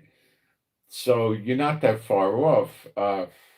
You could triple or quadruple your money, which isn't so bad, but we're not the kind of people that could put $4 or $5 million in it. If you put, let's say, 5 million and you quadrupled, it's a fortune, But if you put, $10,000 in and you quadruple, you got 40,000. Well, that's nice, you know.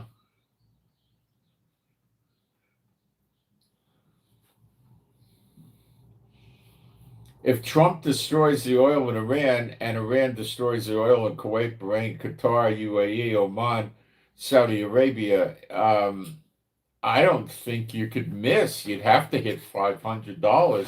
If you had $900 options and hit $500, the price of those options would be, I don't know, a few hundred times greater than what you pay. If you paid, $25 an option, they'd be, a few thousand an option, $2,000-$3,000.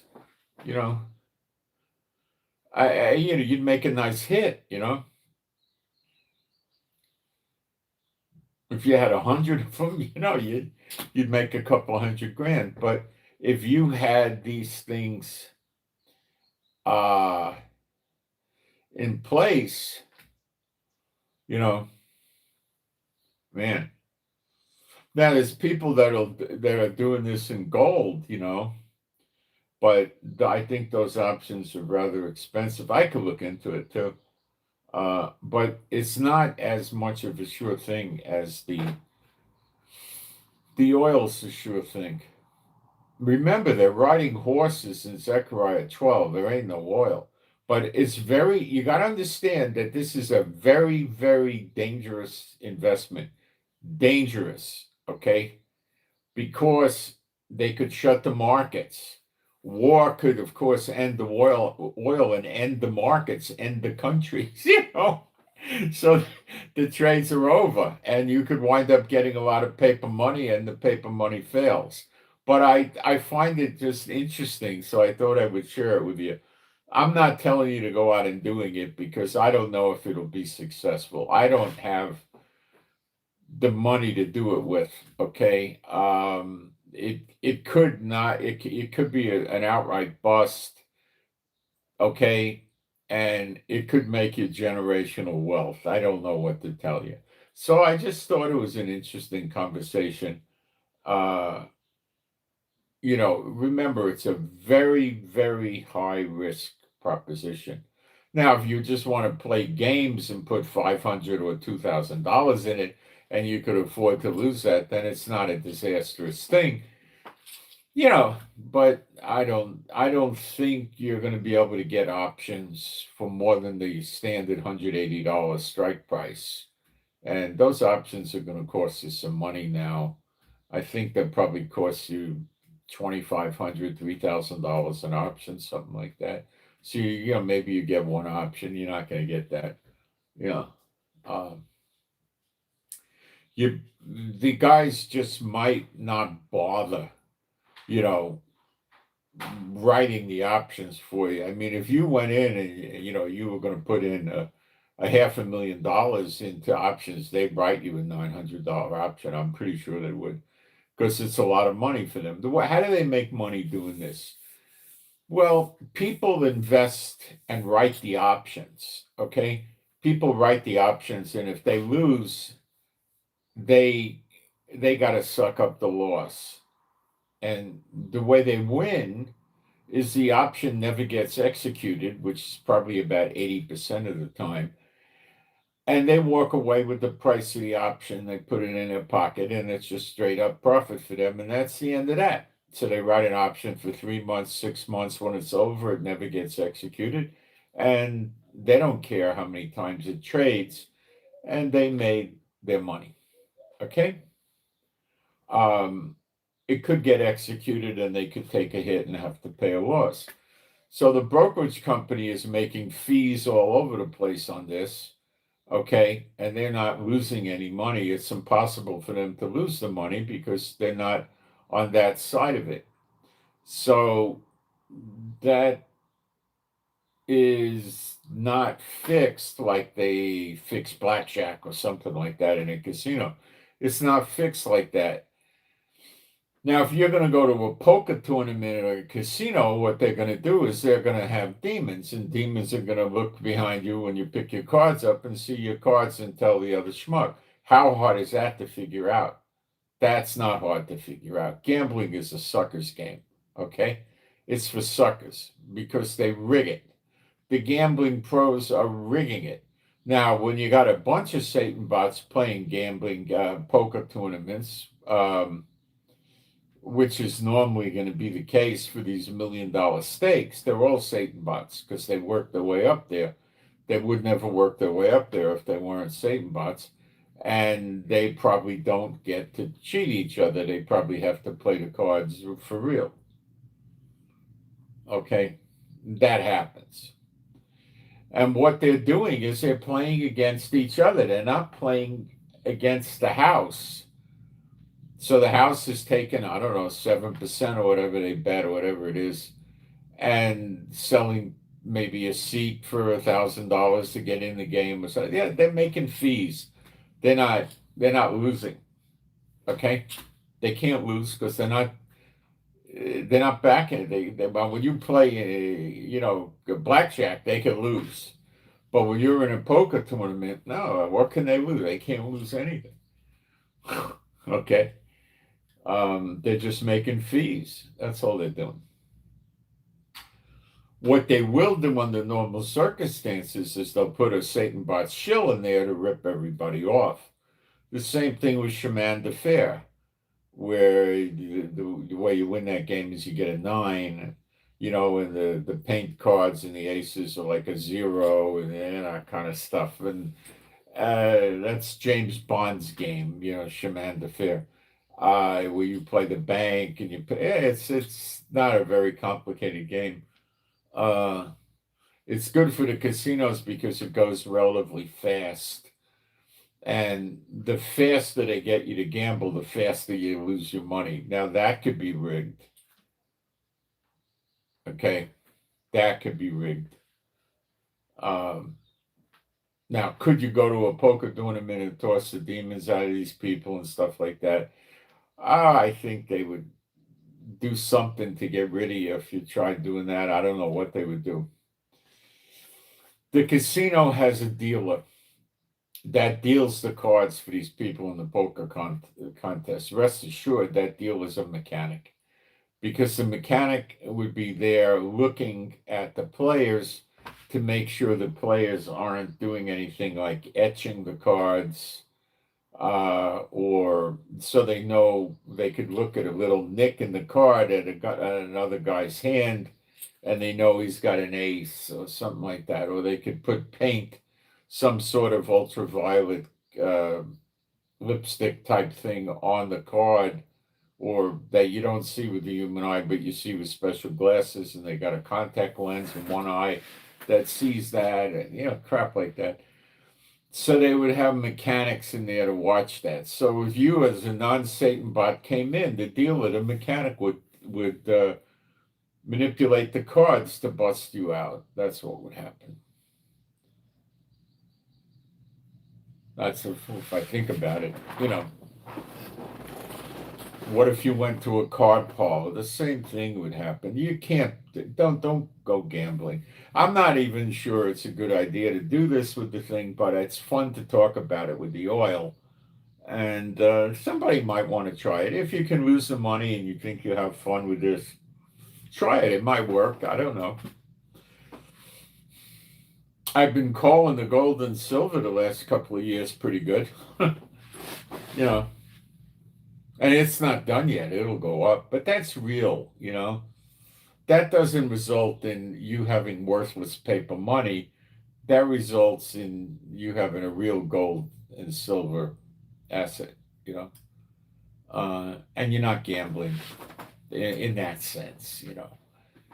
So you're gambling with this. So I don't know. Maybe you shouldn't do it. I should probably say that. Maybe you shouldn't do it, but you could ask the Lord about it. I don't know. Is it forbidden in the scriptures to do this? No. Are you buying stock in and investing in a satanic company? No, you're not. I don't suggest you ever buy stock and invest in a satanic company and be a partaker in those jackasses. What you're doing with options is you're just betting on what the price of the commodity is, and you can take delivery of the commodity. But, crude oil is not a satanic item. Okay. I mean, it's I don't know what to tell you, but I thought it would be interesting because there's a way you could clean up, but are we taking prophecy interpretation and trying to play it to make a fortune? Well, yes. I don't know if that's a sin or not. I mean, buying gold and holding it because that's going to go up and the money's going to be worthless. Is that a sin?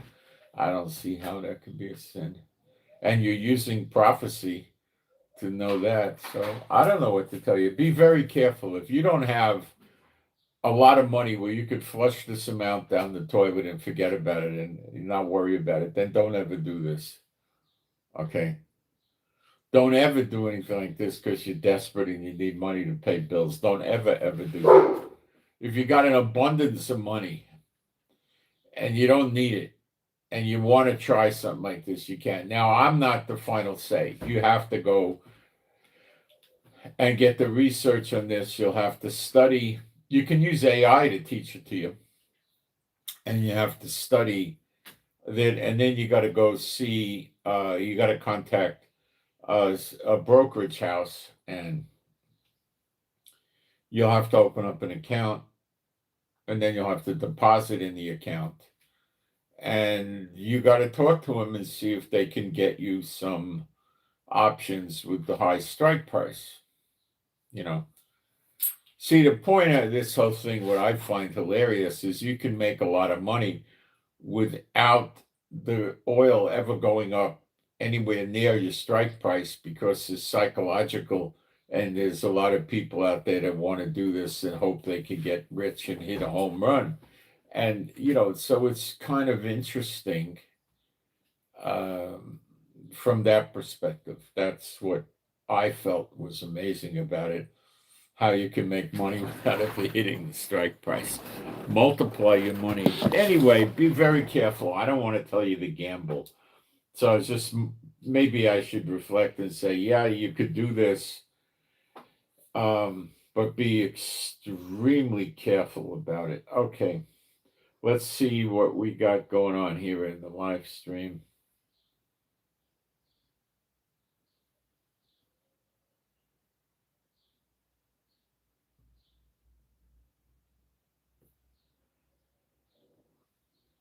Where's my sound?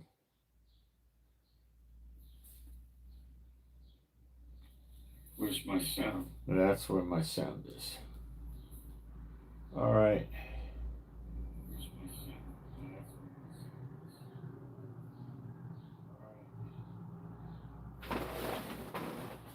Now, in a minute. It's so small to print now. I don't know why they did that. I can't quite read it.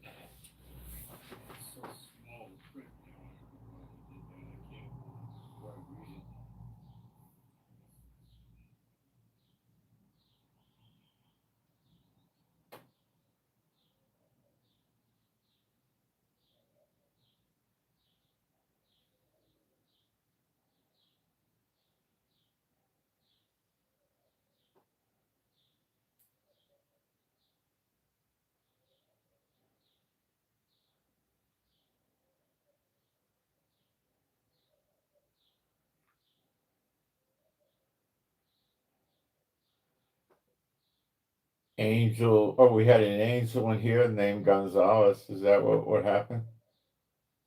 Angel. Oh, we had an angel in here named Gonzalez. Is that what happened? Oh, the cursing angel. Oh my gosh. Oh, the moderators are doing their work. Good.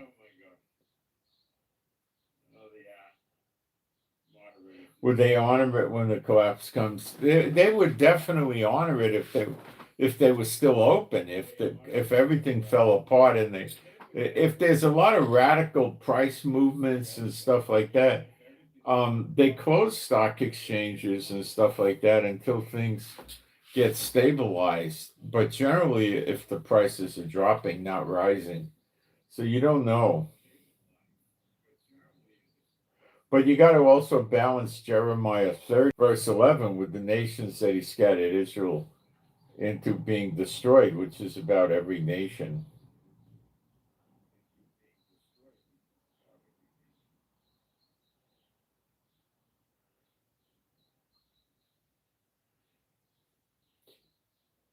China hates Islam or dislikes it to some substantial extent. But remember, the people that are running China and the people that are running Iran are Satan bots, and they get along, and that's the explanation there.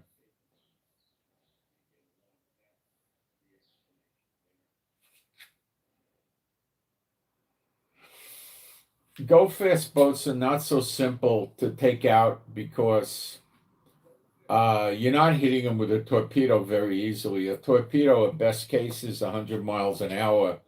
The boats are going, in a lot of cases, 45, 50, 60 miles an hour, and they just take the wheel and swerve, and the torpedo misses you. You see the torpedo coming, you swerve.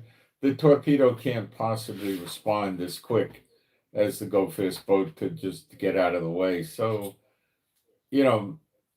they might have a wire guided torpedo or something that they could, but still, it's not that likely. You could get it with anti-ship missile, but probably not that easily because number one, it's not a 3, 4, 500-foot target like a big warship, more like 250 to 400-foot target. It's not that big at all.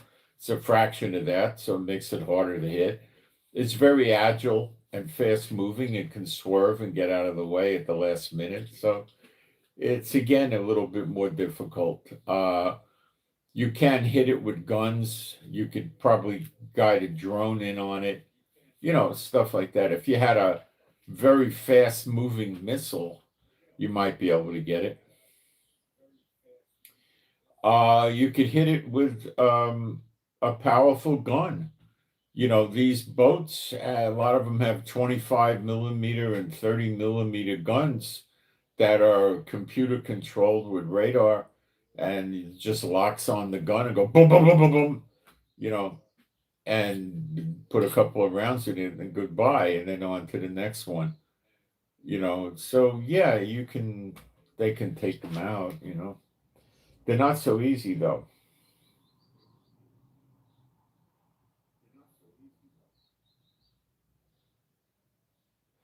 Somalia is against us because of Somaliland, and that's a breakaway from Somalia, but I don't think they can do anything. It's an empty threat.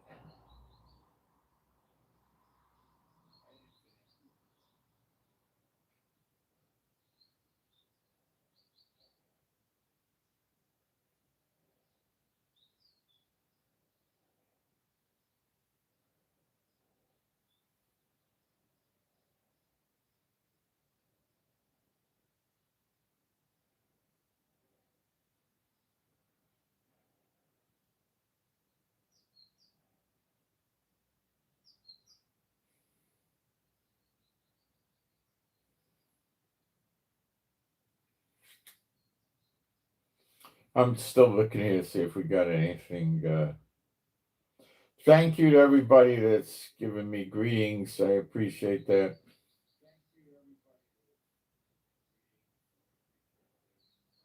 Precious stones, you got to be careful of. Um, you've got to get the precious stones today. When everything hits the fan, maybe not, but today you've got to get them with those appraisals in there, the real appraisals, not some Mickey Mouse appraisal from China. You're not getting a real one. Or what happens is when you go to sell the stone, jewelers are, I would say, very unethical business people. They operate with incredible margins. They multiply the price 3, 4, 5 times, whatever they could get away with. And it's a rigged industry, and they try to keep the real prices concealed from people. They're very, very in my opinion, they're very disreputable people. They're sleazy business people. All the jewelers, all of them, the whole industry. Now, if you go to a custom jeweler and you say, "Make me a ring like this," that's a real guy, an honest guy. You go to your local jewelry store, he's trying to sell you stuff, a stone or something like that he's, trying to make multiple times what he paid for. Okay, they buy these things cheap, cheap, cheap, and they sell them to you high, high, high. And unless you're like got a family member or you're really, really, really friendly with these people, they're going to just take advantage of you. Okay. And that's how they do it. They just take advantage of people.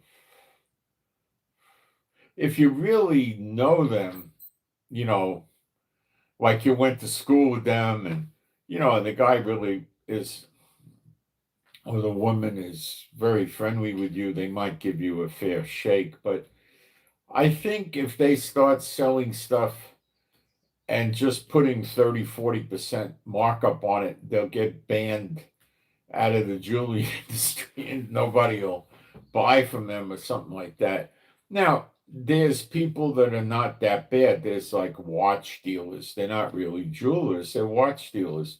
They buy a watch like Audemars Piaget or Patek Philippe or something, Breguet, and they mark the price up. But that's, you can get a pretty good idea that's not the same thing. What I'm talking about is these guys will build you a uh, a diamond ring, and I'm not talking about a $600 ring. I'm talking about $900,000, $2 million ring or something like that, and they'll build it. The gold and the platinum, whatever they put it in, is irrelevant at that price level. But they'll buy a stone for $200,000 and sell it to you for $700,000. That's what they do. Okay, that's how bad they are. And then when you go back to sell the stone, they can't give you any money for it. They paid $200. They could buy another new one anytime they want for $200. What are they gonna buy yours and carry it in inventory? When they go and they want to get a new one, the guy just ships it to them. He usually ships them a batch of them, and they pick out which one they want, and they send the rest of them back, and then he pays for it. They give him 2 weeks or a month to pay for it. Why is he going to carry yours in inventory? It might take a year or two to sell it. So he'll give you $50,000 for it, Yeah, they're terrible people. So you got to be very, very careful with them. The way they get you too is they knock you down on the quality of the stone. That's all been manufactured for them. All the different grades of stones, it's for them to rip you off. That's what those things are for. Okay. And they, if you don't have the real certification rating the stone, they're going to just tell you that it's a lower grade than you think it is. Buy it at that price level and then sell it at a much higher price level. But you see, they buy the wholesale stones so cheap and they mark it up so much, you never come out buying from them. Never. It's impossible. You just can't come out with them. Okay?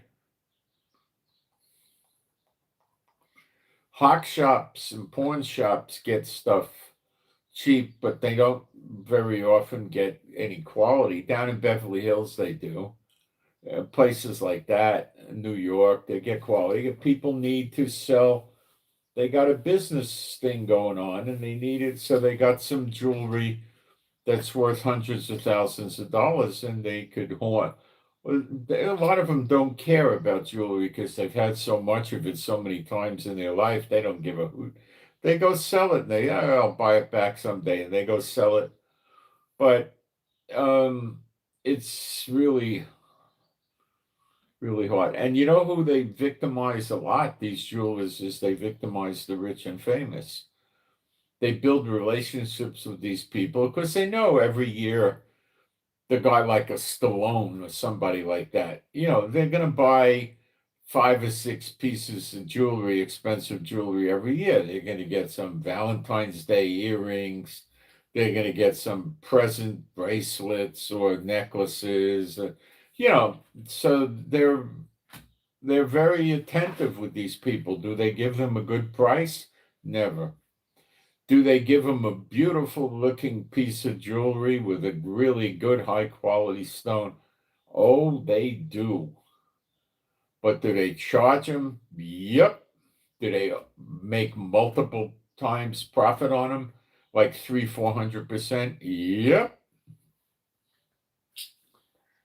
Uh-huh.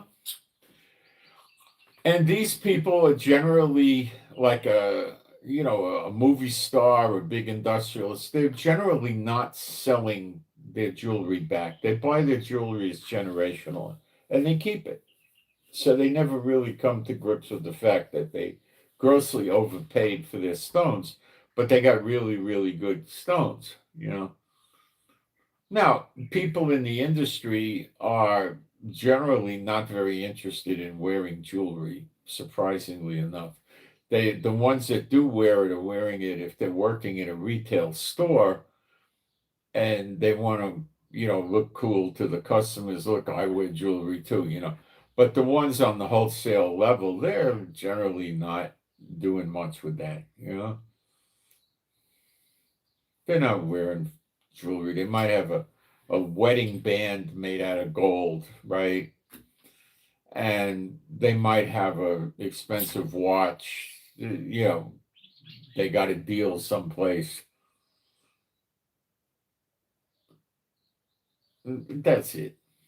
I don't know if this is the way it is anymore, but many years ago, like 25 years ago, they would Breguet and Paddock and Adamos Partager, would make these really expensive gold watches with jewels and stuff in them. Rubies, emeralds, sapphires, diamonds, and platinum and gold, and many features in the watch. And back then, these super watches were, they were as little as $80,000 to $200,000. Now they go to 2-3 million. But they were like that. Well, you would be able to buy these at watch shows for easily 70% off the list price. I mean, 70% off. They knew that the rich and famous that are buying these things in the expensive retailers are rarely ever going to the watch shows, These are not people that, they go to, they say, I want to get another watch. And they go to one of the Beverly Hills jewelry stores or watch stores or something like that. And they go in there and they, no, that looks good. Yeah, here's my black MX card. I'll buy that. That's, a very rich guy that has 25 watches, he might go to the watch show, You could, I've even seen them at 80% off years ago. So they would really sell them. These are the watches that the watch companies made, and they put a very high price on it. Back then would be like 200 grand, 300 grand. And they tried to sell a few of them. Maybe they made 25 of them. Maybe they made 15. They didn't make many. And they tried to sell a few of them, and they probably sold a couple. And it wasn't real successful. They're not going to make them again. And they just knocked the price down, and they just want to get out of them. So they want to get what they paid for them. That's it. And people would buy them, but most of the watch guys didn't want to buy them because they were junky things. They were just over gaudy, nobody really was that excited about buying these things, A lot of times that kind of stuff would sell to wealthy people in Asia, but wealthy people in Asia wear very small watches. They're not built. There's not a whole lot of them that are 6 foot to 6'4". They're not, so they can't wear those kind of watches. It's like walking around with a tabletop alarm clock on their hand. They can't do it. So it's just weird.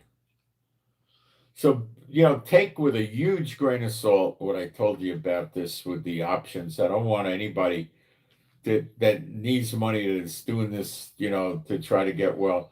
If somebody thinks it's funny and cute and they got disposable money, look, I was in the world, I made a lot of money and I would have disposable money and I would take shots, okay? Stuff like that. I had a friend that was doing well. He was making a lot of money and he had a Bear Stearns broker, and the guy at Bear Stearns would say, hey, I don't know if I'll hit it or not. I could try these bonds. You want to give me a shot? And he'd give him 10 grand, 20 grand to take a shot. The guy hit. He'd maybe get 30, 40 grand back. If he lost, he lost. He didn't care. He just took a shot,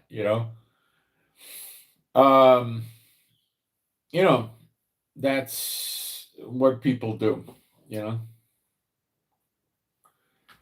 So it's just that kind of a thing, The gold and silver is different. You get hard gold and hard silver in your possession. That's a good investment. Okay, you got it in your hand. You don't buy the paper. We're not trying to buy real crude oil. What are you going to do with it? Where are you going to put 25,000 barrels of crude oil, by the way? What are you going to do with it? No, you don't buy it,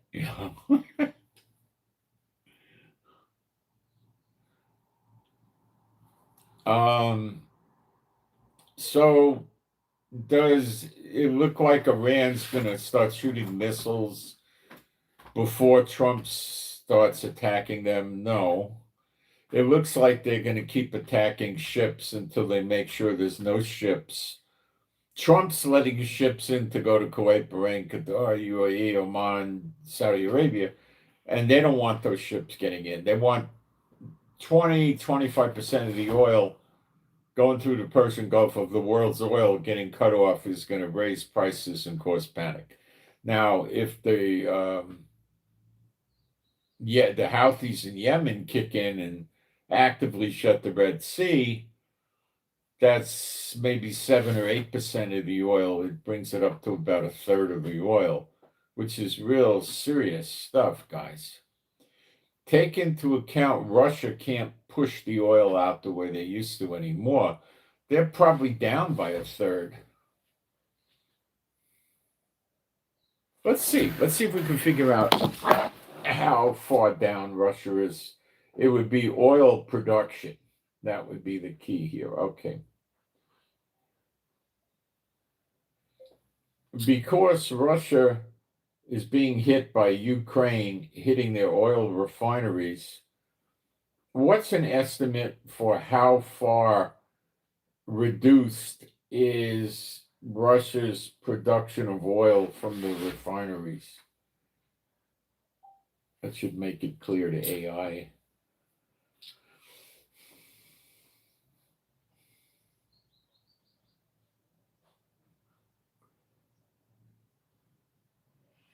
There's different opinions. It ranges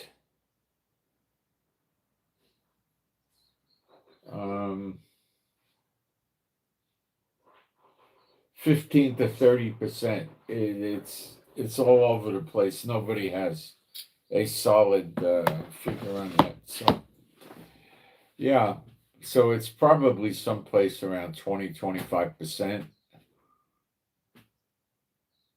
Now Russia's not the Persian Gulf, but Russia's a big player.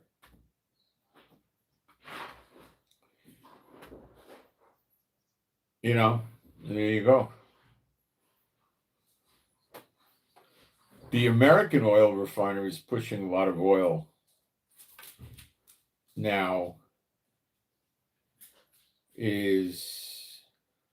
They're doing very good. They're getting, a lot of money. Hold on a second. I think the dog got to go out. Who needs to go out? Who's over here? Hey guys, who's over here wanting to go out? What's going on? Okay, you want to go out? Okay, both of you. I can't put both of you out. Stay here, Mommy. I can put you in the back. Hold on.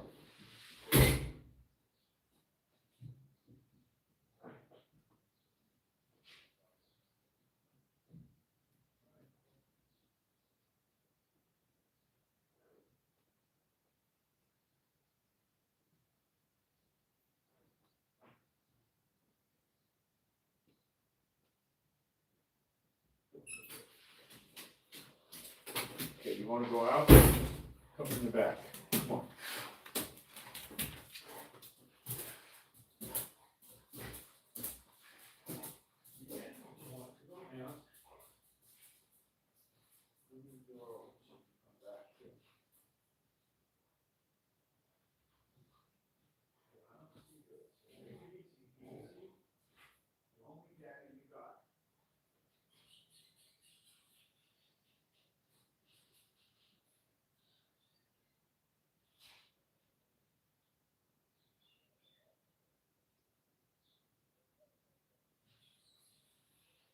You came back already? What did you go out for? Why did you go out?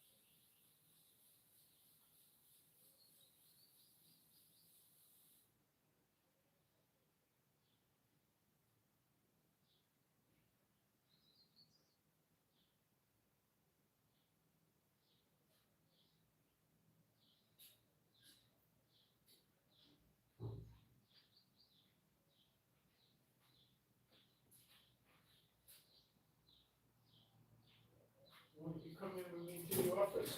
Hang out with me in the office. Come on, honey, come. Come. Come on. Come.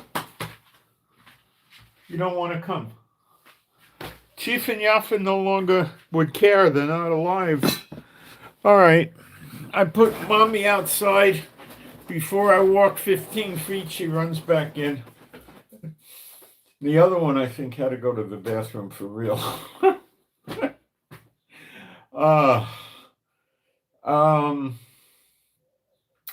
So what do I think is going to happen? I think Trump's going to keep his blockade going. He's going to have his warships Sunday.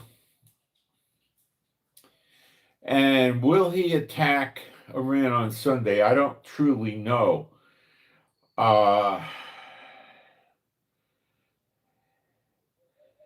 His move has to be to knock out the missile cities.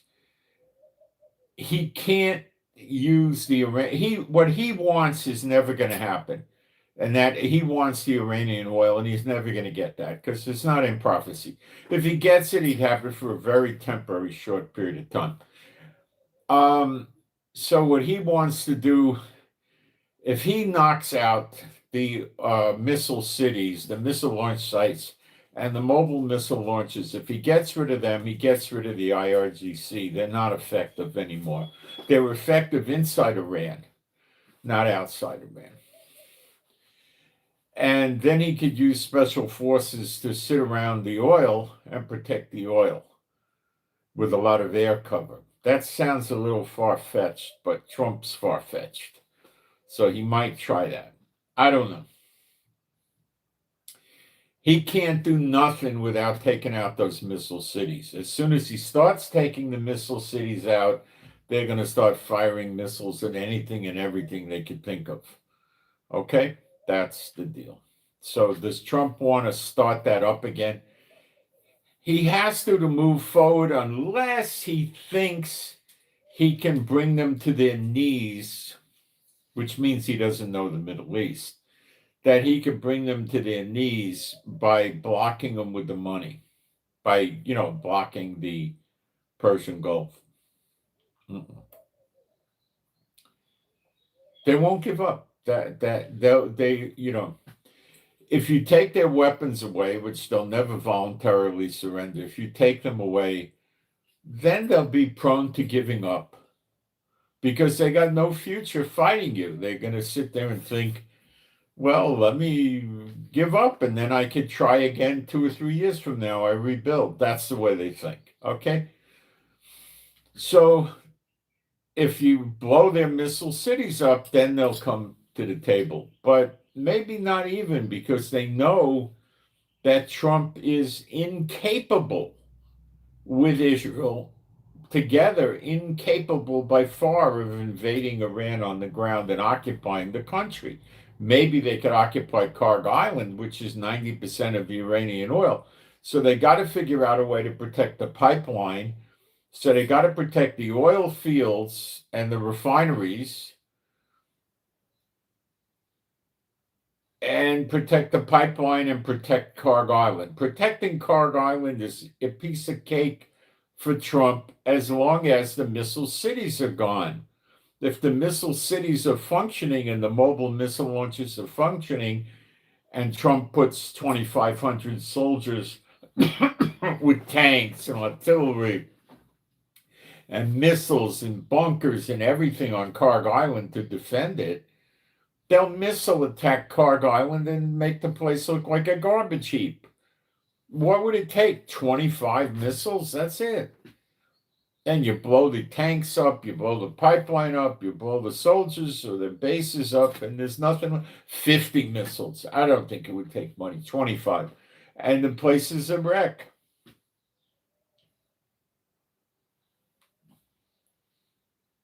That's it. The go-fast boats have missile launch capability, not very long-range missiles, sure. So they could get close to Karg Island a few miles away and launch missiles into Karg Island. They could send 150 boats, and they each launch 2 missiles. You got hundreds of missiles hitting Karg Island. They put mortars on these things. A mortar can go a few miles. They can launch with mortars. All sorts of problems. He's got to get rid of the missiles and the missile launchers. I don't see any way around it. Okay? When he does that, then he'll get a deal from them and he thinks he'll get the oil. But I don't know what kind of deal they're going to give him. They may just say, now we can't attack them. We just got to defend our country when they try to come into our country. We've got a lot of tanks. We got armored personnel carriers. We got fighters. We're in tunnels. We're dug in. We're in mountainsides, and we'll just fight the jerks. When they try to attack us, we'll fight them, and that's it.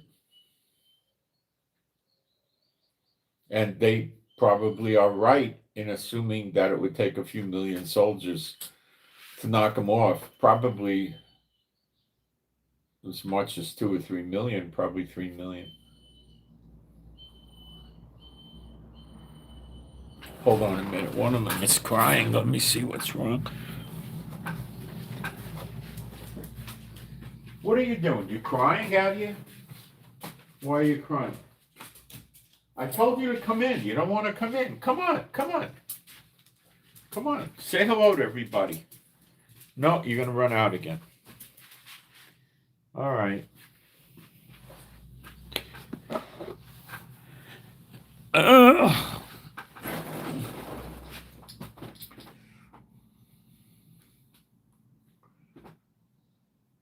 That's what is going to happen, but it doesn't mean he's going to attack them on Sunday. I think it does mean that he's going to attack. Well, he has to attack the go-fast boats, doesn't he? He's letting ships in to go to the other countries other than Iran, and they're using the go-fast boats to attack these other ships. So that's putting Trump in the jackpot. The only way his blockade is working is if he writes it off and no ships get into the Persian Gulf totally at all. Okay, which means there's problems with food and medical equipment and everything for all the other countries.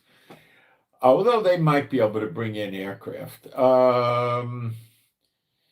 He doesn't seem to want to do that, but I don't know if he's going to go after the go-fast boats. If he goes after them with aircraft, he'll be safe. The aircraft could take them out, and they won't hit the aircraft. They don't have any capability of doing that. So that's safe. If he sends the destroyers, I'm sure he's going to lose destroyers.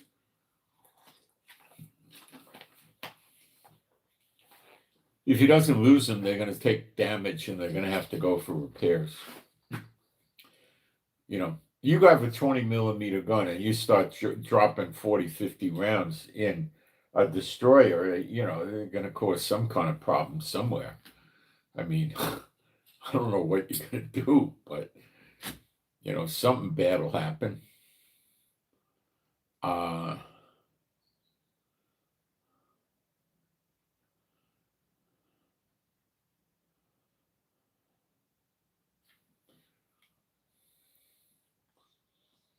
Can they use their 20 millimeter guns or 50 caliber guns on the go-fast boats and shoot at planes? Yeah. Would they hit them? Slim chance. It would be a very abnormal thing to see that they got a hit. Because the boat's not stable. It's not on ground. If they were on ground, maybe they could lead the boat, the plane. You got to lead it, and maybe they'd get a hit. But when you're on a boat going up and down and moving and it's running in the water, their accuracy is not. I don't think so. No. An airplane moves fast. Trying to hit another boat that's going 20, 30 miles an hour, that's one thing. And it's a big target. Trying to hit a small airplane going at 600-700 miles an hour or something like that, or even 450 like an A-10, that's really difficult. It's not easy.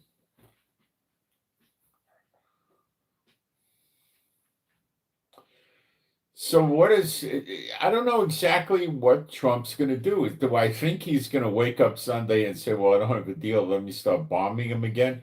I got at least 50% chance he does that. He might do that. Or he might say, let me keep this blockade going. I got to do something with their go fast boats to do that. So if he wants to keep the blockade going, he's got to start taking out the go fast boats when they emerge to do dirty deeds. And that might start today or tomorrow. I don't know. If he doesn't do that, his blockade's going to be weird. Because Iran's essentially going to be blockading all the other countries, and he's blockading Iran. So he may as well just shut the whole Persian Gulf off.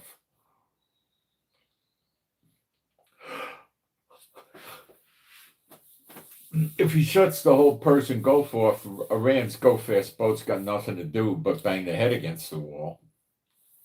So that's an interesting thing he could do.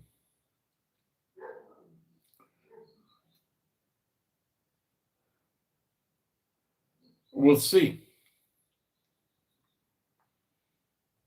We'll see. He might just flare up and start attacking them. I don't know. If it's confirmed that the guys with the suits running Iran, like vice president, president, parliament guys are under house arrest, then Trump may just figure that, well, what are the chances of Iran releasing them in the near future? Zero. So he may figure there's no point in waiting and just go attack them. I don't know.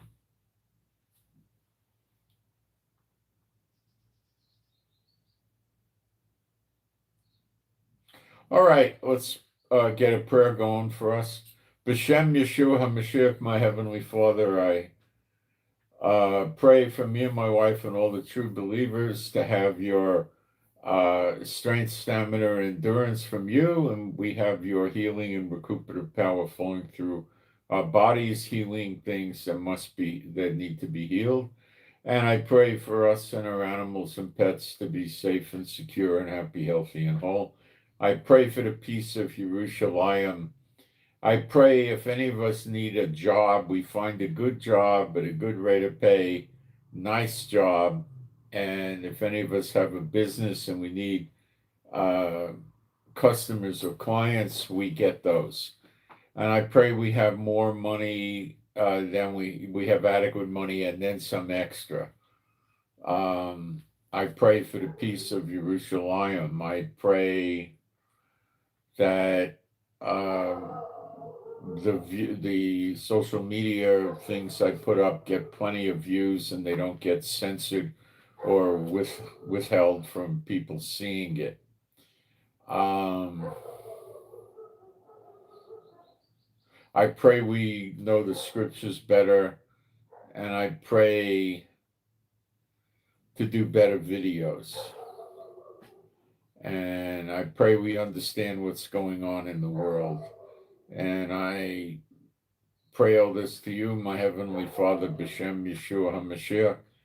And you guys can agree with this prayer if you're a believer, make it more powerful. Two or more, agree on earth, it'll be done of my Father in heaven. It's just words, something like that. Okay, let's do some spiritual warfare. My Heavenly Father Jehovah, B'Shem Yeshua HaMashiach, I loose off of off of me and my wife and all the true believers in their households and families, any witchcraft or sorcery coming from unclean spirits or people serving unclean spirits. It's all null and void, no value, no effect, never return again, worthless. B'Shem Yeshua HaMashiach. And I also, if any of these people or us have an unclean spirit in them, and I command these unclean spirits to come out from these people immediately, never to return unto them again. B'Shem Yeshua HaMashiach. And I pray for all of us to have more wisdom and more faith and more discernment. B'Shem Yeshua HaMashiach. And you can agree with all these things. B'Shem Yeshua HaMashiach. Discernment is a funny thing. It's very helpful, but it also opens your eyes up to a lot of things. And you got to get used to a lot of things being opened up to you. A lot of these things are not nice things. Okay, so I send my shalom to all those who love Yeshua HaMashiach, and I'm out. I hope you got something out of this. Be very careful about doing that thing with the oil. But if you buy gold and silver physically, I don't think that's got a lot of danger to it. I mean, it always can drop in price, but you're always going to have something. You're not going to have something worthless. So if you buy an option and it doesn't happen by December, it's worthless. I mean, your gold and silver is not going to be worthless, that's for sure. Okay, I'm out.